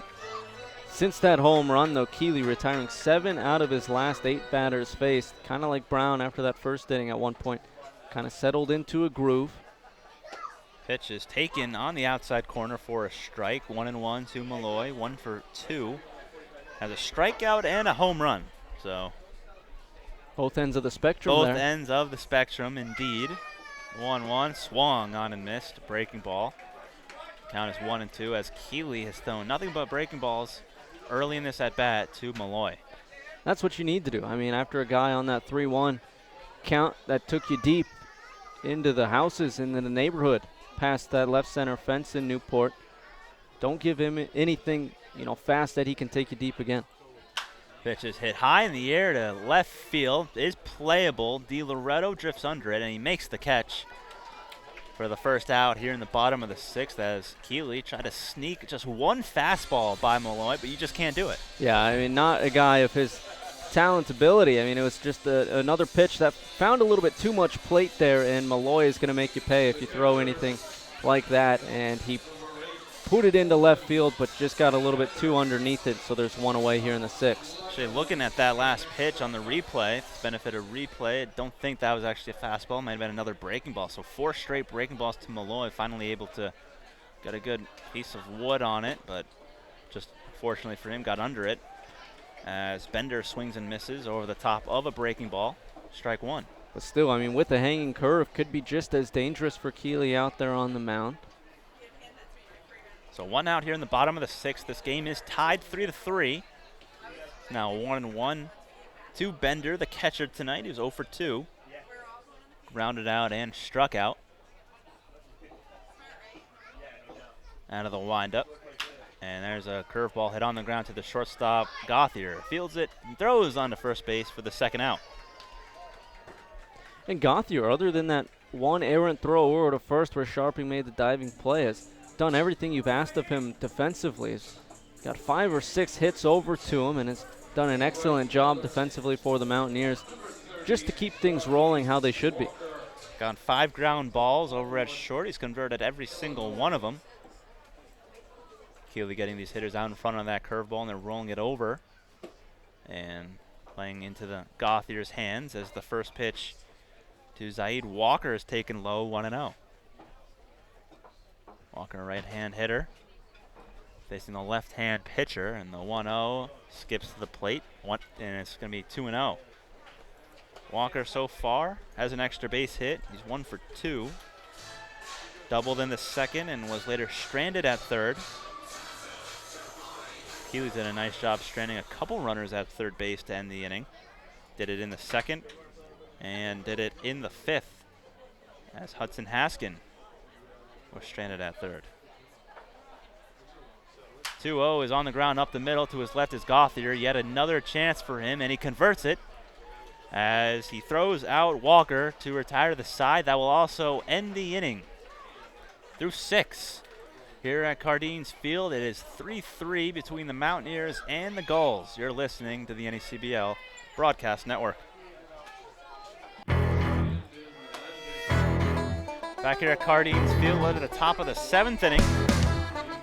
My play-by-play duties have concluded for the night, unless it goes in extra innings here in the top of the 7th. So I'll hand it back over to Stephen Huff, the play-by-play voice of the Newport Gulls, to finish off the rest of this game. Thank you, Quinn. There is a new pitcher on the mound for Newport. It's the Northeastern righty, Sam Jacobsack, making his 10th appearance on the mound for the Gulls. Through 9 appearances, he has a 2.13 ERA through 12 2/3 innings pitched. He's given up 6 runs, 3 of them earned off of 11 hits and 2 walks. He has 20 strikeouts in those 12 2/3. He's a guy that's going to rely heavily on his fastball. Has a slider to go with it that he'll complement with that fastball with, and then a changeup he'll throw every now and then, but it's mainly fastball guy with him. I expect him to go 1, maybe 2 innings out of the bullpen here tonight, and then the goal is to go from there the rest of the way, maybe 1 or 2 innings, maybe see 2 more pitchers depending on how long Jacobsack goes. Obviously, if he goes just 1 inning, I wouldn't be surprised to see them use 2 more arms here tonight, but if he's able to go 2, expect a new guy in the 9th as well for Newport. Do you think they would go more than 1 inning with him? He did work 3 innings in his last appearance against Mystic, where he didn't give up a run, allowed 2 hits, and he's certainly been one of the best pitchers out of the bullpen. He has been one of the best pitchers. He's been one of those guys where it's been a lot of 1 inning stints, but as you said, his last time out did throw 3 innings, and so has shown the chances are shown that he can go multiple innings, and so it's not out of the realm of possibility. So he will face off against Brian Goulart, who's swinging at the first pitch fastball, fouling it off along the third base line. 0-1. Wouldn't really surprise me either if they went with Carson Rudd for the save, if they do end up getting the lead back. Rudd, Jimmy Kingsbury maybe. Townsend pitched the other night, so I don't know if he would be in. So now this 0-1 from Jacobsack. There's the slider watching all the way as Goulart over the heart of the plate for strike 2.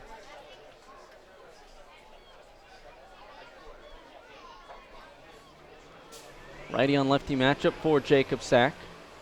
He's now on this 0-2, another slider that catches Goulart swinging for strike 3. First strikeout of the day for Jacobsack, and there's 1 away here in the top of the 7th.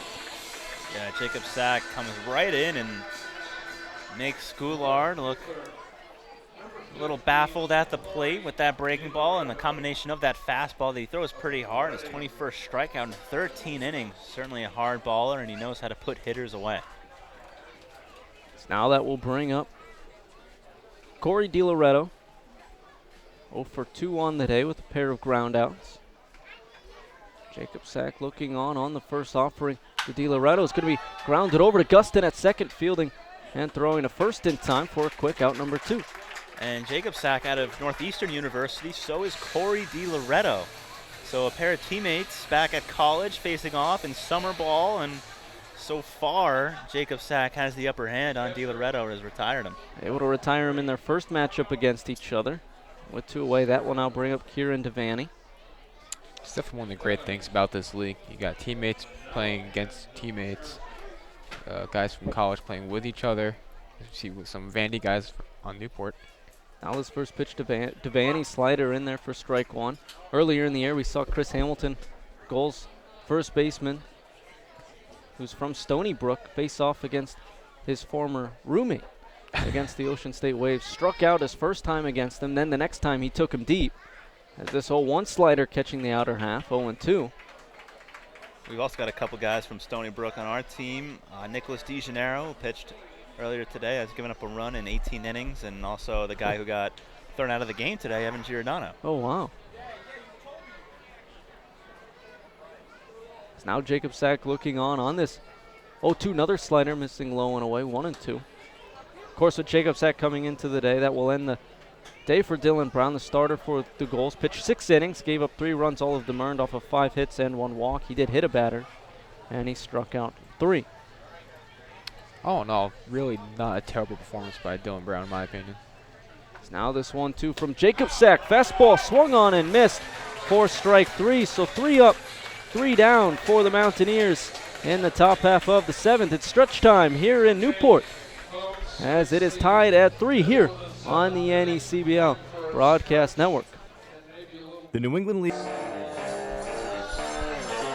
Bottom of the 7th, all knotted up at 3 here at Gardene. Stephen Huff alongside the voice of the Mountaineers, Quinton Pelzel, and the field reporter of the Newport Gulls, Nick Bello. And since we're in the bottom of the 7th, there's actually a new pitcher on the mound for Vermont. Second pitcher used by Vermont, replacing Sean Keeley, who went 6 strong innings. It'll be Ryan Steckline, another southpaw out of Monmouth University, making his 11th appearance of the season for the Vermont Mountaineers. He's 0-1, has a 1.58 earned run average, 16 strikeouts in 11 innings that he's pitched, has 8 walks in those 11 innings, also has given up 11 hits in 11 innings. So he's a guy who's a very good guy, lefty-lefty matchups. He excels with that breaking ball, doesn't throw overly hard, but he has a great curveball to go along with the fastball. Last worked against Keene 3 days ago. Went an inning, gave up a hit, struck out 3 batters in that outing. And of course, he's also a guy that pitched against Newport. First time these two teams faced off. Pitched 2 innings, didn't give up a run or a hit, just walked 1 and struck out 3 in those 2 innings. Yeah, I was just talking to you, Stephen, about just these bullpens. These bullpens are just loaded, and it'll be pretty exciting to just see how dominant they can be as we get later into this game with the game tied, to see the awesome arms just blowing hitters away, and also the greatness of these hitters to put the ball in play, make contact, and make something out of nothing in most cases. I mean, that's what we teased the top of the broadcast with. It's strength against strength. Both these teams, some of the best talented teams here in the NECBL, and it's shaping up to be just the matchup we thought it would be here as we are heading into the bottom of the 7th. Ryan Tour set to lead things off for the Gulls, as it'll be the 7, 8, 9 hitters for Newport here in the bottom of the 7th. Lefty on lefty matchup. First pitch from Steckline. Tour's thought about. Fastball catching the bottom edge of the zone. 0-1. I really think having a great bullpen is a sign of a really great team. Yeah, I think that's a chance for you to go really deep into this season and playoffs, as this 0-1. Tours fouls off along the third base line and into the screen over there, 0-2. And you've seen with the Red Sox recently, you don't have a great bullpen, you're not going to really go deep into the playoffs or even really into the postseason at all. You can have so many great bats, but this 0-2 skips in front of the plate, 1-2. But the bullpen's really where you win games, in my opinion. I know all about that. I'm a Mets fan, and they've blown the most leads in the MLB, so I certainly know what could have been if the bullpen was at least average. Right. I've converted to Mets fandom, actually. I live in Queens for most of the year, so. Now this 1-2 to Tour, skips at the plate, 2-2. And I agree with you. It's been brutal, especially as of late. I mean, last night was awful. Yeah, I mean, I had to wake up at, 5:30 this morning, so I didn't stay up to watch the entire thing. I went to bed in like the 10th inning. Luckily, I didn't stay up. Now this 2-2 chopped at the plate. They're going to rule it foul, as it did teeter fair, but it was foul first. I didn't watch that game at all. I just waited for Twitter the next morning to blow up, because Mets Twitter gets very depressing sometimes. Yeah, they do. I got to kind of know when to shut it off and just go separate ways. Experienced fans at that point. Oh, yeah. Now it is a 2-2 from Steckline. Catches Tours looking at the knees for strike 3. first strikeout of the day for Steckline, 7th on the day for the Vermont staff. Yeah, he's so good against the left-handers. Right-handers fare a little bit better, but Steckline with that fastball mixing with that curveball, and when he can spot it on the outer part of the plate with that breaking ball that cuts away from the left-hand hitters, it's just almost impossible to hit. Of course, with Steckline into the game, that will close the book on Sean Keeley, the starter for Vermont, as James shows bunt but pulls it back at a fastball that misses outside, 1-0. Keeley went 6 innings deep, gave up 3 runs, all of them earned off of 4 hits, 2 walks, and 6 strikeouts. Of course, all those 3 runs came off of 1 hit. Justin Henry Malloy's 3-run home run as that 1-0 pitch swung on and going back to the backstop. Count now even at 1. It's kind of awkward there, so it went all the way to the backstop. I don't think it was fouled at all. I don't think the bat made contact with the ball. I was going to say maybe a little cross-up from Devaney and Steckline. Nonetheless, it's a strike either way, and it is 1-1 to James. 0 for 2 on the night for him. Struck out swinging his first time up and grounded out to Gauthier at short his last time up. So he's going to watch this one. Breaking ball dropped beneath the zone off of Devaney's leg. Into the screen, 2-1.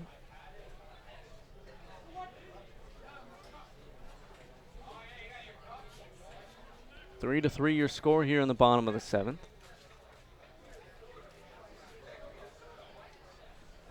So now there's 2-1.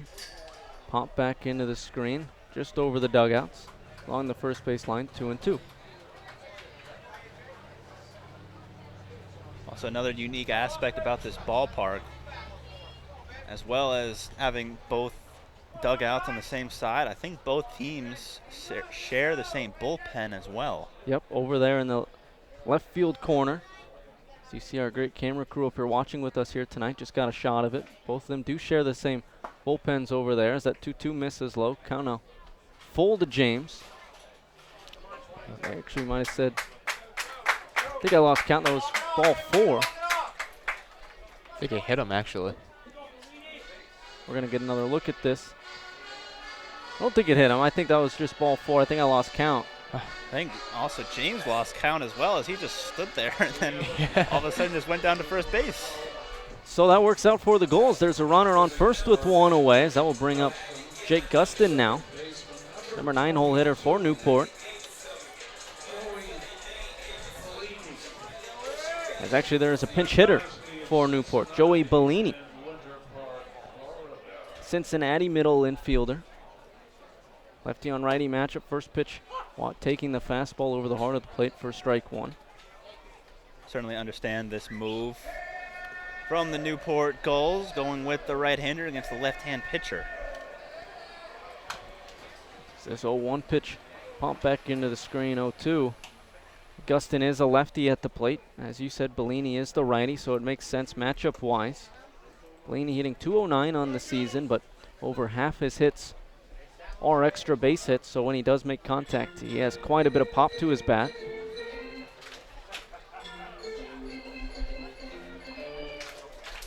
On the season, 14 hits for Bellini, 6 doubles, a triple, and a home run.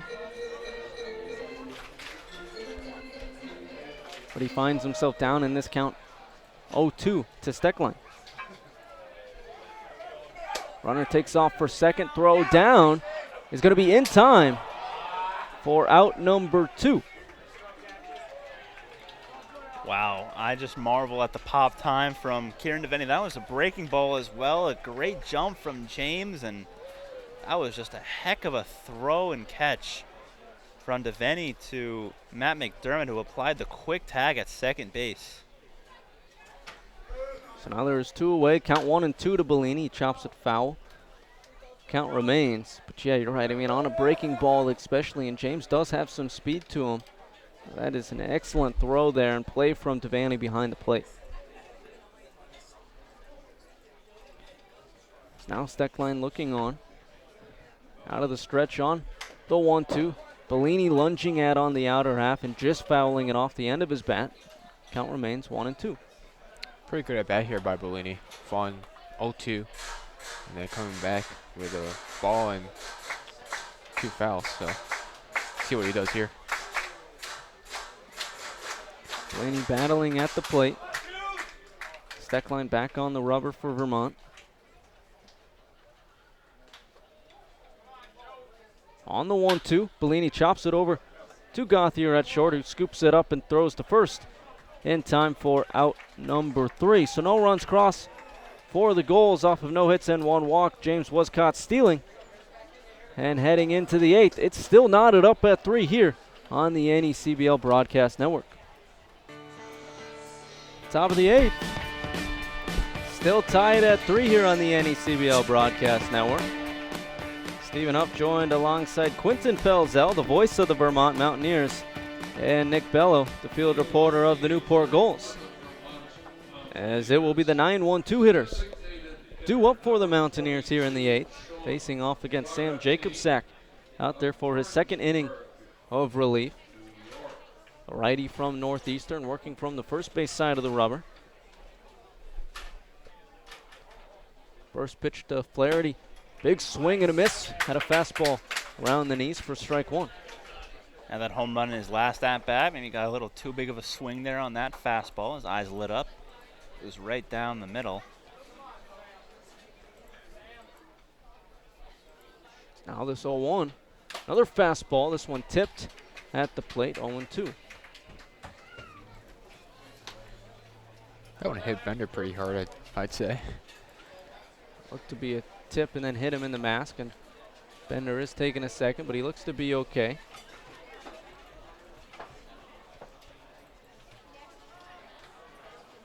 Three to 3 your score here in the top of the 8th. Both teams down to their final 6 outs. If it remains tied, we will head to extras. Jacobsack looking on. On the 0-2, slider missing low, 1-2. Of course, Vermont played a game earlier today, taking on Martha's Vineyard Sharks, defeating them 6-4. Now they're taking on Newport here in front of us.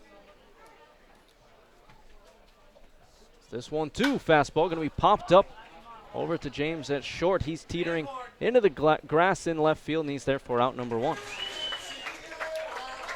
Flaherty was a little late on the fastball throughout the entire at-bat and ended it with a fly out to the shallow left field, where James, all he had to do was stroll out to left because the left fielder Vosick was playing pretty deep. I don't know if he would have gotten there to make the catch. The ball did hang up in the air for a while. So the lineup will now flip over for Vermont. That will bring up Austin Gauthier. He's been pretty busy defensively. Seeing a lot of action for Vermont over there at short. This first pitch to Gauthier in there for strike 1. On the day at the plate for Gauthier, 0 for 2. Ground out and a fly out, but did reach base safely in the first, working a walk and later coming around to score off of an RBI single from Curtis Robinson. Now this 0-1 fastball catching the inner half, 0-2. Gauthier ditching the batting gloves for the first time, I think, all season long. He's a guy who wears the batting gloves, but in a slump right now, maybe trying to do whatever he can to bust out of it. So now this 0-2 from Jacobsack, misses outside, another fastball, 1-2. Newport will be back in action tomorrow. They'll be on the road taking on North Adams, a 1 o'clock start. Whereas Vermont will be taking on New Bedford on the road. This 1-2 slider fouled back into the backstop. Count remains. Of course, that game for Vermont against New Bedford, 6:30 start. I think Vermont has the better end of the deal. It's supposed to be hot in the afternoon everywhere in the Northeast. Newport, again with that 1 p.m. start against North Adams, will be playing at the peak of that temperature time. So now this pitch fouled back, popped up out of play. Yeah, I mean, you were talking to me. It's going to be in the 90s, real feel, 100 degrees. Yeah, I heard heat index tomorrow, where I'm from, is be 110. Oof. Supposed to be like that all weekend, really. Yeah, scorcher. Canceled the triathlon in New York City. Oh, I didn't know that. Huh. Yeah, tomorrow I'm headed over to the Tennis Hall of Fame to watch the tournament that's going on up there. Just a few blocks down the street Cardines. So if you are in attendance at the games this weekend, stay hydrated. This one, too. Misses low. 2-2 now to Gauthier. If you're a broadcaster, too, stay hydrated. Thank you. Quentin, you as well. Yes, I'll do my best. Jacob Sack looking on to Gauthier. Count 2-2. One away here in the top of the 8th. 2-2. Swung on and missed for strike 3. 2 away here in the 8th. Third strikeout of the day for Jacob Sack on the mound. 6th strikeout for the Newport staff. Jacob Sack looking strong in his second inning of work. His 3 strikeouts. Now about to complete his second inning of work, and he's been terrific out of that bullpen, keeping the score right where it is at 3. This is his 10th appearance on the year. 4th time he's gone multiple innings. 2nd time in a row for Newport. So he's now facing off against Matt McDermott. First pitch slider swung on and lined back into the chain link behind home plate. 0-1. McDermott on the day 1 for 3. Ground out and strikeout swinging. Last time up though, singled and later came around to score. It's actually the tying run. Now this 0-1 fastball is a little out in front, pops it back towards the bus stop in Newport. 0-2. Their call, Newport Live. The Raiders are standing.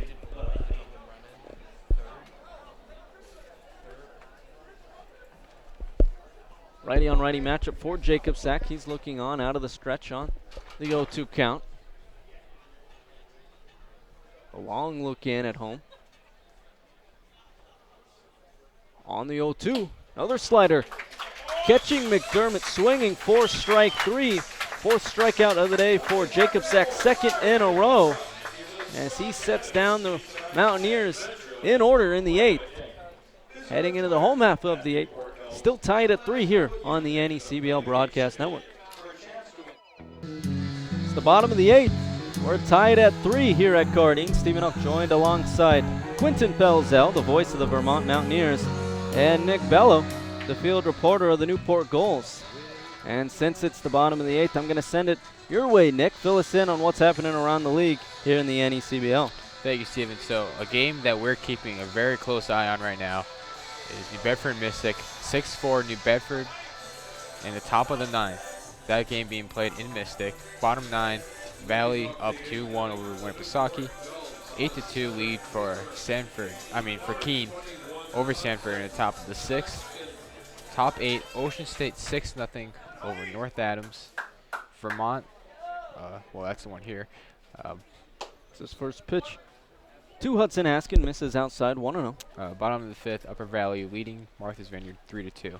So a couple of good games in favor of the Newport Gulls right now. So yeah, Stephen, back to you. If you're Gulls fans, Schooners might drop a game, and then the Sharks also might lose. Is that 1-0 pitch fanned at from Haskin, 1-1. Again, if the Gulls win tonight and the Sharks lose, which they are right now losing to Upper Valley, 3-2, as Nick said, bottom 5. If those two scenarios play out, then the Gulls and Sharks are tied for first. So now this 1-1, this is outside, 2-1. Now, with that tie, the Sharks do hold the tiebreaker because they have beat the Gulls already in the series head-to-head.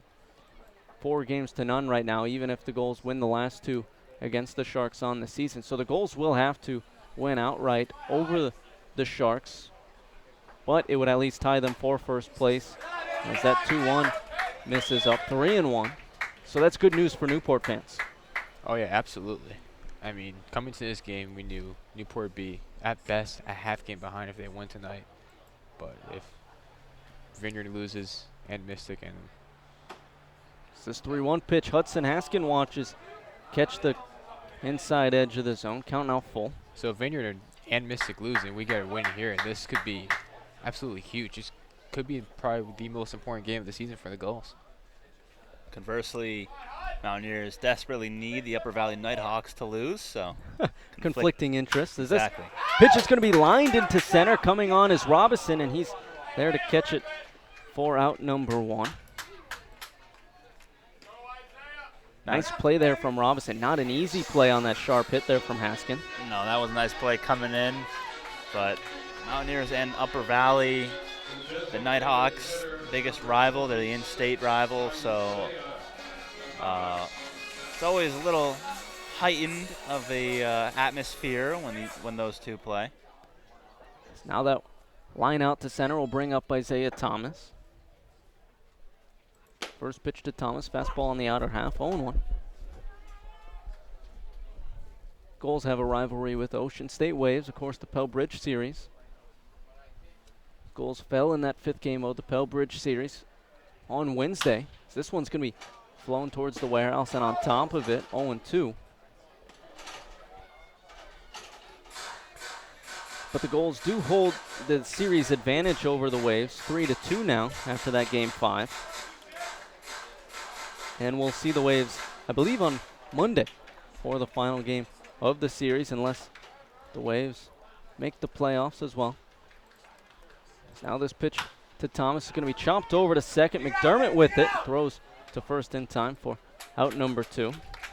So just like Jacob Sack has come in and retired every batter he's faced, so has Steckline. There was that one hit by pitch, but he was erased on the caught stealing, so I guess you can consider that retired by Steckline. So it's now 5 in a row retired by Steckline if you include that caught stealing. So with 2 away here in the 8th, that will bring up Brett Vosick. First pitch up and in for ball 1. Yeah, you're absolutely right. Both relievers coming in after great job from both starters and shutting down these lineups. So now Steckline on the 1-0. Vosick swinging and fouling it off himself. 1-1. So far, just that one swing of the bat for Justin Henry Malloy in the on-deck circle. Really the difference in this one. It's tied at 3, but without him in the lineup, who knows how many runs the Gulls would have, if any. Now it's a 1-1 to Vosick. Vosick watches fastball hit the plate, 2-1. Vosick hitting .364 against lefty. We talked about it earlier. Guy that's a reverse splits guy. Hitting .340 on the season, but hitting better against lefties than he is righties. So now this 2-1. Fastball watching over the heart of the plate, 2-2.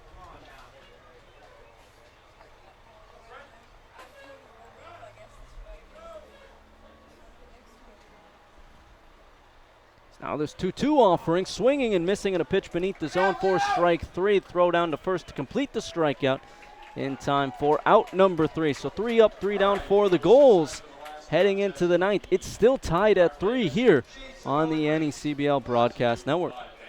The 9th here in Newport, still tied at 3.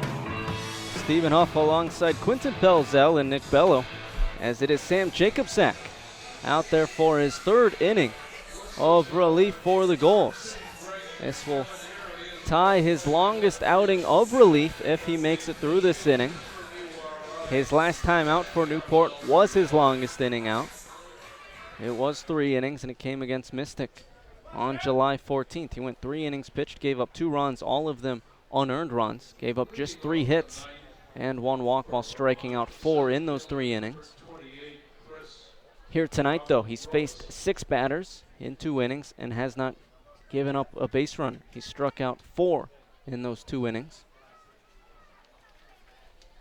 So he will face off against Curtis Robinson. First pitch, fastball in there for strike 1.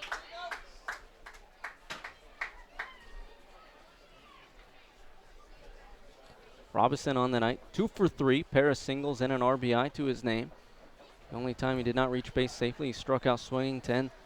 The top half of the 3rd as he swings and misses at a fastball up 0-2. High fastball looks enticing, especially for Robinson trying to get ahead on that fastball. Jacobsack throws pretty hard and got that bat moving a little too quickly and swung right under that fastball. Now Jacobsack looking on out of the stretch. On the 0-2, another fastball put back into the screen. Count remains. So he's come back with 3 straight fastballs to start off this at bat. Do you expect to see that slider that he's worked with quite a bit here tonight? I would definitely expect it at some point in this at bat, but right now I think Jacobsack just go with that fastball. Robinson has showed that he's been very tardy on the first 3. Now this 0-2 comes with the slider and catches Robinson, looking for strike 3, 3rd strikeout in a row, 5th of the day. But with how Jacob Sack's been working, I wouldn't have been surprised to see that slider that he went with, or the fastball, because you're absolutely right. Robinson was late on all the fastballs, and so if it's working, why switch it up? Had Robinson completely guessing. 5 strikeouts now and under 3 innings pitched for Jacob Sack, who's just completely mowing down this Mountaineers lineup. He's faced 7 batters and set them all down, 5 of them via the strikeout. Cam Climo now settles in for the Mountaineers. First pitch in there for strike 1. Climo on the day, 1 for 3. Ground out and a fly out his last 2 times up. First plate appearance of the day, though. He did single in the first, as this first 0-1 slider swung on and missed, 0-2. That slide is really working right now for Jacob Sack. Righty on righty matchup for Jacob Sack on the mound. On the 0-2 comes with the fastball, popped up in the shallow left. Coming on is Vosick, going back is James from short, but Vosick calls him off for out number 2. I mean, all of the contact that's in this game against Jacob Sack, it just hasn't been hard at all. It sounded like Climo might have broken his bat on that fly ball to shallow left, but Jacob Sack just continues to just bear down, throw strikes, get ahead of these Mountaineers hitters, have been completely guessing. So we take a look at tonight's attendance here at Cardines. 2,195 fans came into tonight's game against the Mountaineers and Gulls. First pitch slider on the outer half for strike 1. Of course, it was American Heroes Night here at Cardines. Now this 0-1, another slider that's popped up into the screen. Nice play there from pitching coach Greg Zackerson, catching it off the screen, 0-2. Jacob Sack has found himself ahead in all these counts, which is a huge advantage for him on the mound, because then he can go to that fastball or slider and keep these Mountaineers hitters off balance a little bit. So now this 0-2 comes with the fastball, but just missing outside, 1-2.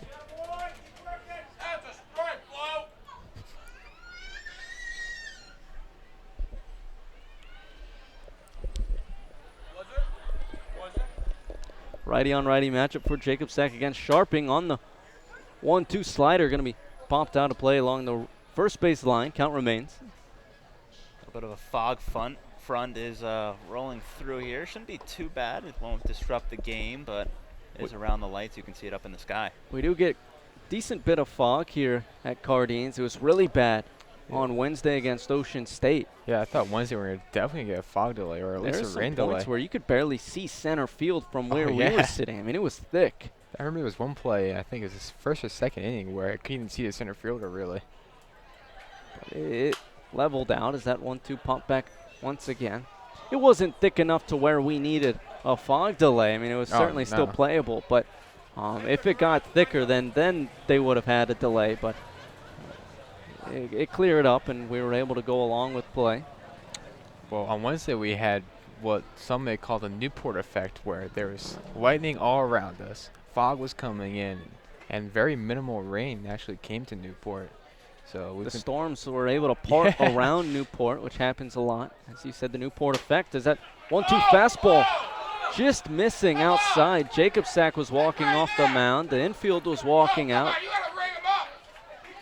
Everyone thought that maybe that was strike 3. A lot of the umpires in the stands thought that was strike 3, but it did miss just outside for ball 2. That's the second time that Jacob Sack thought he had strike 3 on Connor Sharping. Must be umpires union night at Cardines. So now this 2-2 fastball. Similar spot. Count now full. That's now 3 pitches in the exact same spot that have been called a ball, and Jacob Sack thought he had him those 3 times. And Kevin Winterode, you can hear him from the dugout, the head coach for Newport, barking at the home plate umpire tonight.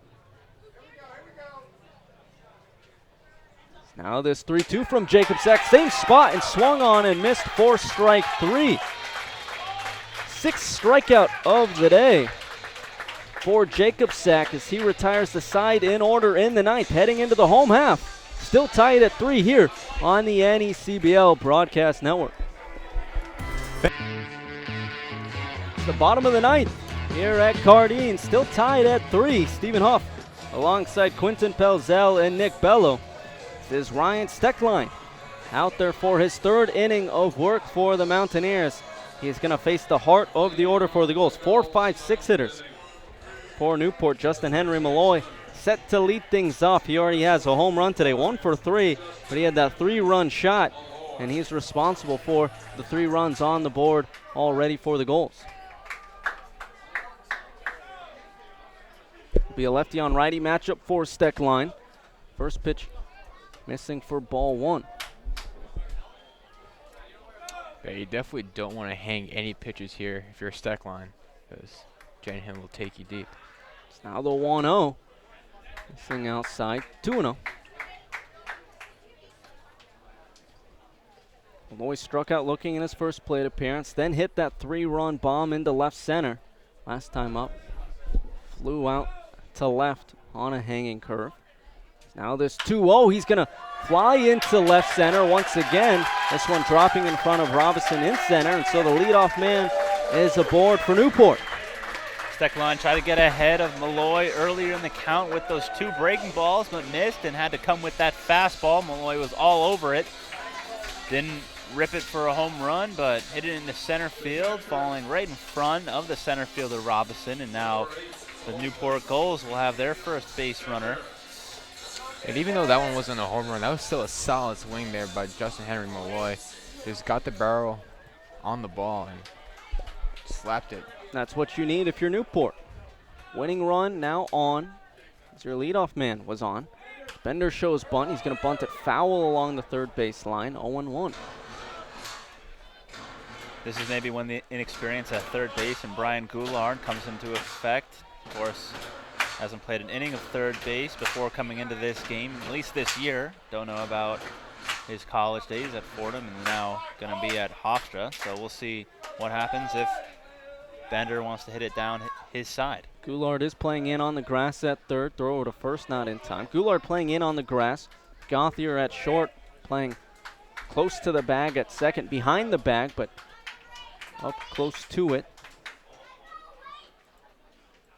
Now the pitch to Bender. He bunts it, pops it up foul along the first baseline and out of reach of the chasing Devaney from behind the plate. 0-2 now to the Quinnipiac catcher.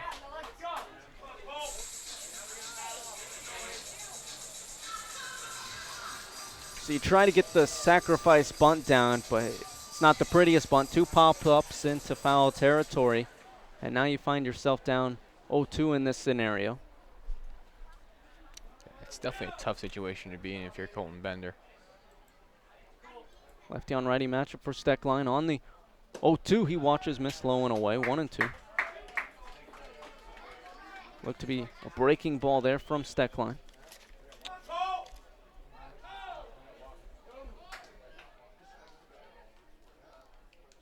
Now this 1-2 is going to be chopped over to the second base side. Nice sliding play there from McDermott. Throws to second for 1, throw to first. He's going to pull Charping off the bag. So now runner still on first in Colton Bender, but they get the lead runner out at second. That was another heck of a play by McDermott. I didn't think he had a shot to get Malloy going to second base, but sliding to his left and then turning around and firing a bullet to the shortstop, who's at second base, and Austin Gauthier getting the lead runner out, and that's a huge first out here for Steckline in the bottom of the ninth. So there is one away with a runner on first. First pitch to Zaid Walker, misses up for ball 1.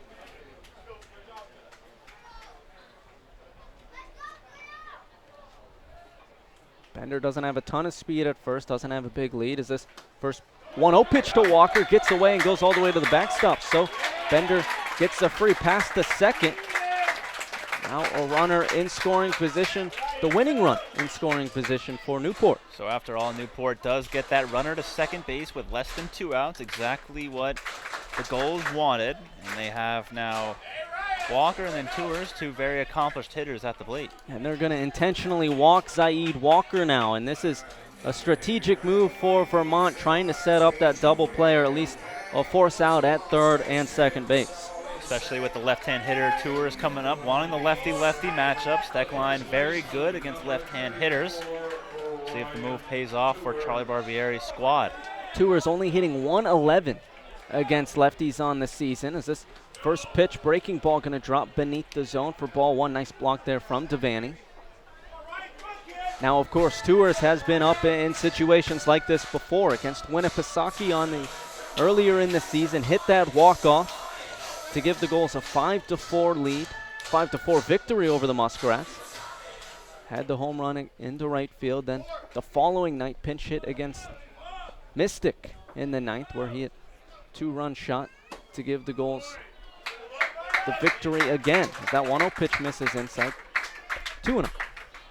Now Devaney will go out there and talk with Steckline, possibly discussing signs, and with that runner at second base for the first time, they want to discuss maybe what sign they want to go with, maybe suspecting the runner at second stealing the signs.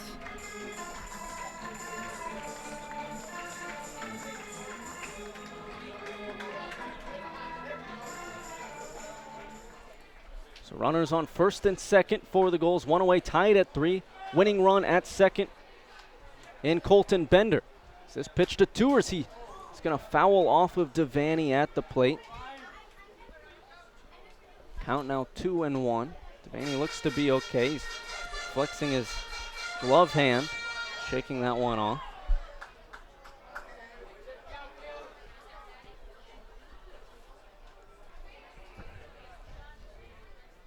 Devaney looking on. Tours at the plate for Newport. On the 2-1. He's going to line this one into right. Primal coming with it. They're going to hold Bender up at third. The throw to the plate was overthrown. Bender thinking about it, but he's going to hold up. And so bases are loaded with one away, and that will bring up Austin James for Newport. Yeah, good base running too by the lead base runner in Bender. Waiting for that ball to get through the infield before advancing to third base, and that overthrow to the catcher Devaney from Climo. The backstop isn't too far back here, and Steckline did a good job getting to it, backing up that ball. So it all comes down to this as Charlie Barbieri will go to the mound. And the base is loaded, talk strategy about what they're going to plan to do. If they want to stay back and try to turn two, infield comes in. I think you got to come in if you're the infield. Maybe you bring in the corners. Yeah, I mean, there's so much you can do right here. Corners in, middle infield, double play depth, all the infield in. If you're James at the plate, anything out of the infield is what you want to do in this situation, right? Anything out of the infield, make contact, make the infielders, at least if it isn't hit on the infield, Bender will be going on contact. He has to be. And just try to force the issue. At the very least, put the ball in play. And it looks like the infield, at least the corners are in right now. Don't know about the middle. Corners are in. Middle infield looks to be playing double play depth. Again, bases loaded here, tied at 3, bottom 9th here at Cardines.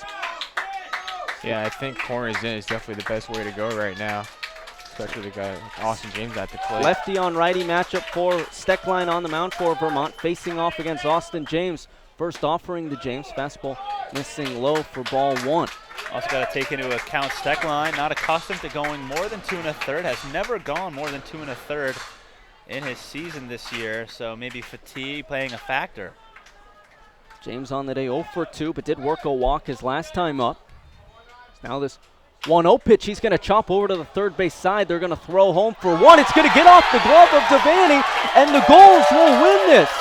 Off of the E2, Newport will win 4-3. Yeah, Goulart did everything right there. That ball just going in and out of the catcher's glove of Devaney, and that is how the Gulls win this heartbreaker for the Mountaineers. So the Gulls win off that error as Bender comes in to score, and the Gulls pick up their 19th win of the season while Vermont falls to 20-16. Don't go anywhere. Post-game report coming up next here on the NECBL Broadcast Network. Stay 4-3 your final score here at Cardines as Newport won it in the bottom of the ninth. Stephen Huff alongside Quentin Pelzel, the voice of the Vermont Mountaineers, and Nick Bello, the field reporter of the Newport Gulls. And it was a wild one here at Newport late in this game. Mountaineers jumped to an early 1-0 lead. Dylan Brown, the starter for Newport, ran into trouble in the first 4 batters he faced, walking the first leadoff man for the Mountaineers, who later came around to score off of Curtis Robinson leadoff, or a single. And then after that, he settled into a groove. There was a point where he retired 12 in a row. And on the day, Brown pitched 6 innings, gave up 5 hits, 3 runs, all of them earned, walking 1 and striking out 3. On the flip side of things, Sean Keeley had another excellent performance against the Gulls. 6 innings pitched, 4 hits, 3 runs, all of them earned off of 2 walks and 6 strikeouts. The only runs he gave up were off of Justin Henry Malloy's 3-run bomb into left field that came in the 3rd inning. Then the Mountaineers tacked on a run in the 5th and run in the 6th to tie it back up at 3. And then the last run of the day came in the bottom of the 9th, the difference maker. Bases were loaded for Newport with 1 away. Winning run on 3rd base. Austin James due up at the plate. He chopped it down the 3rd base line. Infield was in. Goulart, who's playing out of position with the 3rd baseman for Vermont, unable to play in tonight's game. Goulart was over there, had a good throw to the plate, but Devaney, the catcher for the Mountaineers, had it in his glove. It seemed it popped out as he turned over to first. And so with that E2, the Gulls scored their winning run in Colton Bender and came away with a 4-3 victory. Yeah, I think Ford Devaney just got a little too ahead of himself.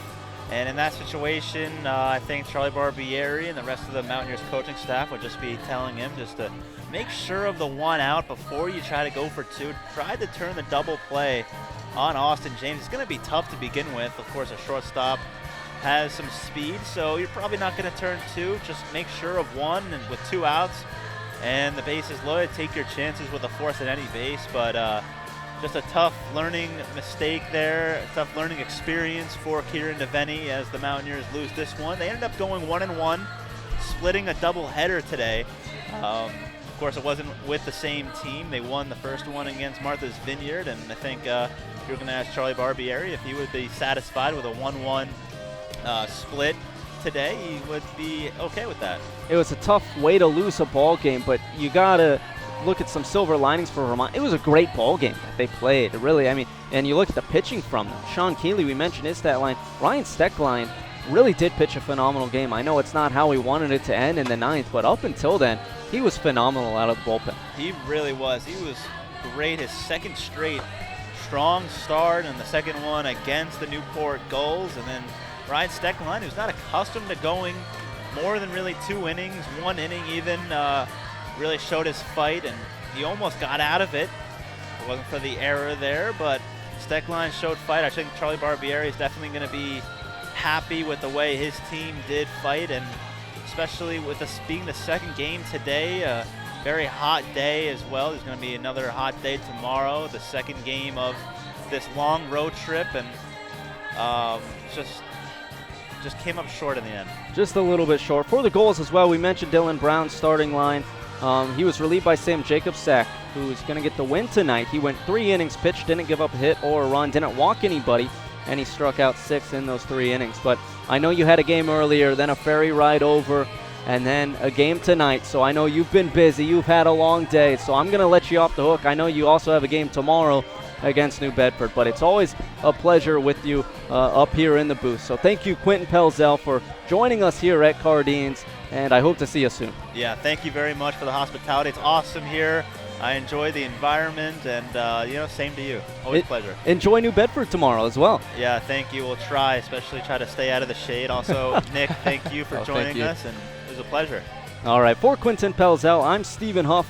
I'm going to send it on over to Nick to wrap things up for the rest of the game, and take a look around the league as well. Take a look at the standings if you want. It's all yours, man. Take it away. Oh, thank you, Steven.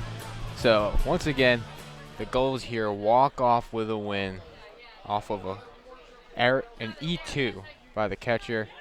Colton Bender coming home to score to give the Gulls a 4-3 win. I'll take you around the league right now as we have some games of importance for the Gulls. So bottom 10, Mystic tied it up. And it's tied 6-6 in the bottom of the 10th, New Bedford and Mystic. If Mystic loses that game, and Upper Valley currently losing the Vineyard 3-2 in the top of the 7th, so if both teams lose right there, your Newport Gulls are tied in first. As I'm joined here by my good friend and partner and colleague, John Perrick. So, John, you know, this game was a roller coaster of emotions for Newport Gulls fans, including you. You were part of one of the most diehard Newport Gulls fans I know. So take me through this game from the point of view of yourself. Well, you know what? You bring up a good point there, of course. There was some issues in the 8th inning with Jacob Sack. It looked like he was hitting the zone, but, of course, at the end of the day, the umpire decides whether or not he was. So there was a few issues situationally for the Newport Gulls throughout the game, but really, and I think we all knew this going into it, that Vermont, we were going to hit them at a weird point. Mentally and, of course, physically. Mentally, you went to Martha's Vineyard last night only to find out your game's going to get rained out. Then you have to go all the way to Warwick, where they end up staying at a hotel, and then you got to go back to Martha's Vineyard for an 11 a.m. game. Right there, just mentally, you're all over the place. And then physically, it's a doubleheader for the Vermont Mountaineers. And they kind of played like it was a doubleheader, not capitalizing in key situations. Even though Vermont was able to end up tying the game at 3 after a close play at first base, Newport, thanks to Justin Henry Malloy and his 3-run home run, and of course some crazy fireworks in the 9th inning, came out of here victorious. And you know, as you said right there, the Vermont Mountaineers didn't capitalize on some situations. I mean, they had a lot of guys, like the Newport Gulls did as well. They left a lot of guys on base, but in the end, you know, the Gulls were able to close out the game. And a big part of that, in my opinion, was the pitching from Sam Jacobzak. I mean, he was lights out tonight. No hits, no runs, in 3 innings of work, 6 strikeouts. So, John, what did you like from him tonight? Well, really what I saw from him is exactly what I was talking about earlier. When you're not getting the calls you want, usually as a pitcher, and this goes back to what I was saying earlier, you're mentally destroyed.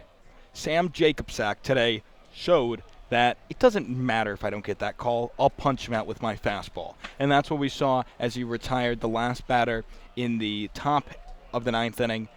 Not getting the calls he wanted, 3-2 pitch, fastball away, got him swinging. So Jacobzak, of course, 3 innings of work, no hits. He was dominant. He put Newport into the exact situation they needed to come out here and win. And, of course, the key to winning baseball, it always is relief pitching. Oh, I said it during the broadcast. I think that a good bullpen is a sign of a great team, and I completely agree with you on that. So right now, John, I'm not sure if you're aware. You can look at my computer screen right now. Bottom 10th, 6-6 tie between New Bedford and Mystic. New Bedford was winning for most of that game, 6-4. The last time we checked, but now they're tied at 6-6. And then top of the 7th, 3-2, Upper Valley over Vineyard. If that result holds, and then New Bedford goes on to defeat Mystic, your Newport Gulls are tied in first place. So, John, what is the importance of this game tonight? Well, you talk about first place. First place the last time the Newport Gulls won the NECBL championship and hoisted the Fay Vincent didn't mean as much. Now, only 3 teams from each division make the playoffs. The team that's in first place has the bye. Newport, if they're going to have a chance at the Fay Vincent Cup this year, they need first place. It is a humongous advantage, and so to be in a situation where they are right now, it is humongous. And I can't stress that any farther. First place really is where the path to the Fay Vincent Cup lands, because this year Newport wants to make sure that the path to that Fay Vincent Cup runs through Cardines Field. All right, well, it looks like Stephen Huff has our player of the game, Dylan Brown, right now, so we're going to send it on down to Stephen in a second. But what did you like from Dylan Brown tonight? Well, Dylan Brown, of course, he kind of had an excellent start that, of course, last week against Danbury. And it wasn't that there was high expectations going into it or anything, but he was dominant. There were a few, he did face a few troubles, but Dylan Brown still dominant nonetheless, and he is going to be leaving, of course, with a victory. We send it down to Stephen Huff with Dylan Brown. So, Stephen, take it away. With tonight's player of the game, Dylan Brown. Obviously, you were the starter tonight. You went 6 innings pitched, gave up just 3 runs, but you were on fire out there. At one point, retired 12 in a row. Everything was clicking for you. Yeah, I mean, started off a little shaky, but settled in after the first inning. Just had to come in with more conviction, and I thought in between innings, and it worked out. While you were retiring 12 in a row, take me through your mindset and your approach while you were dealing out there.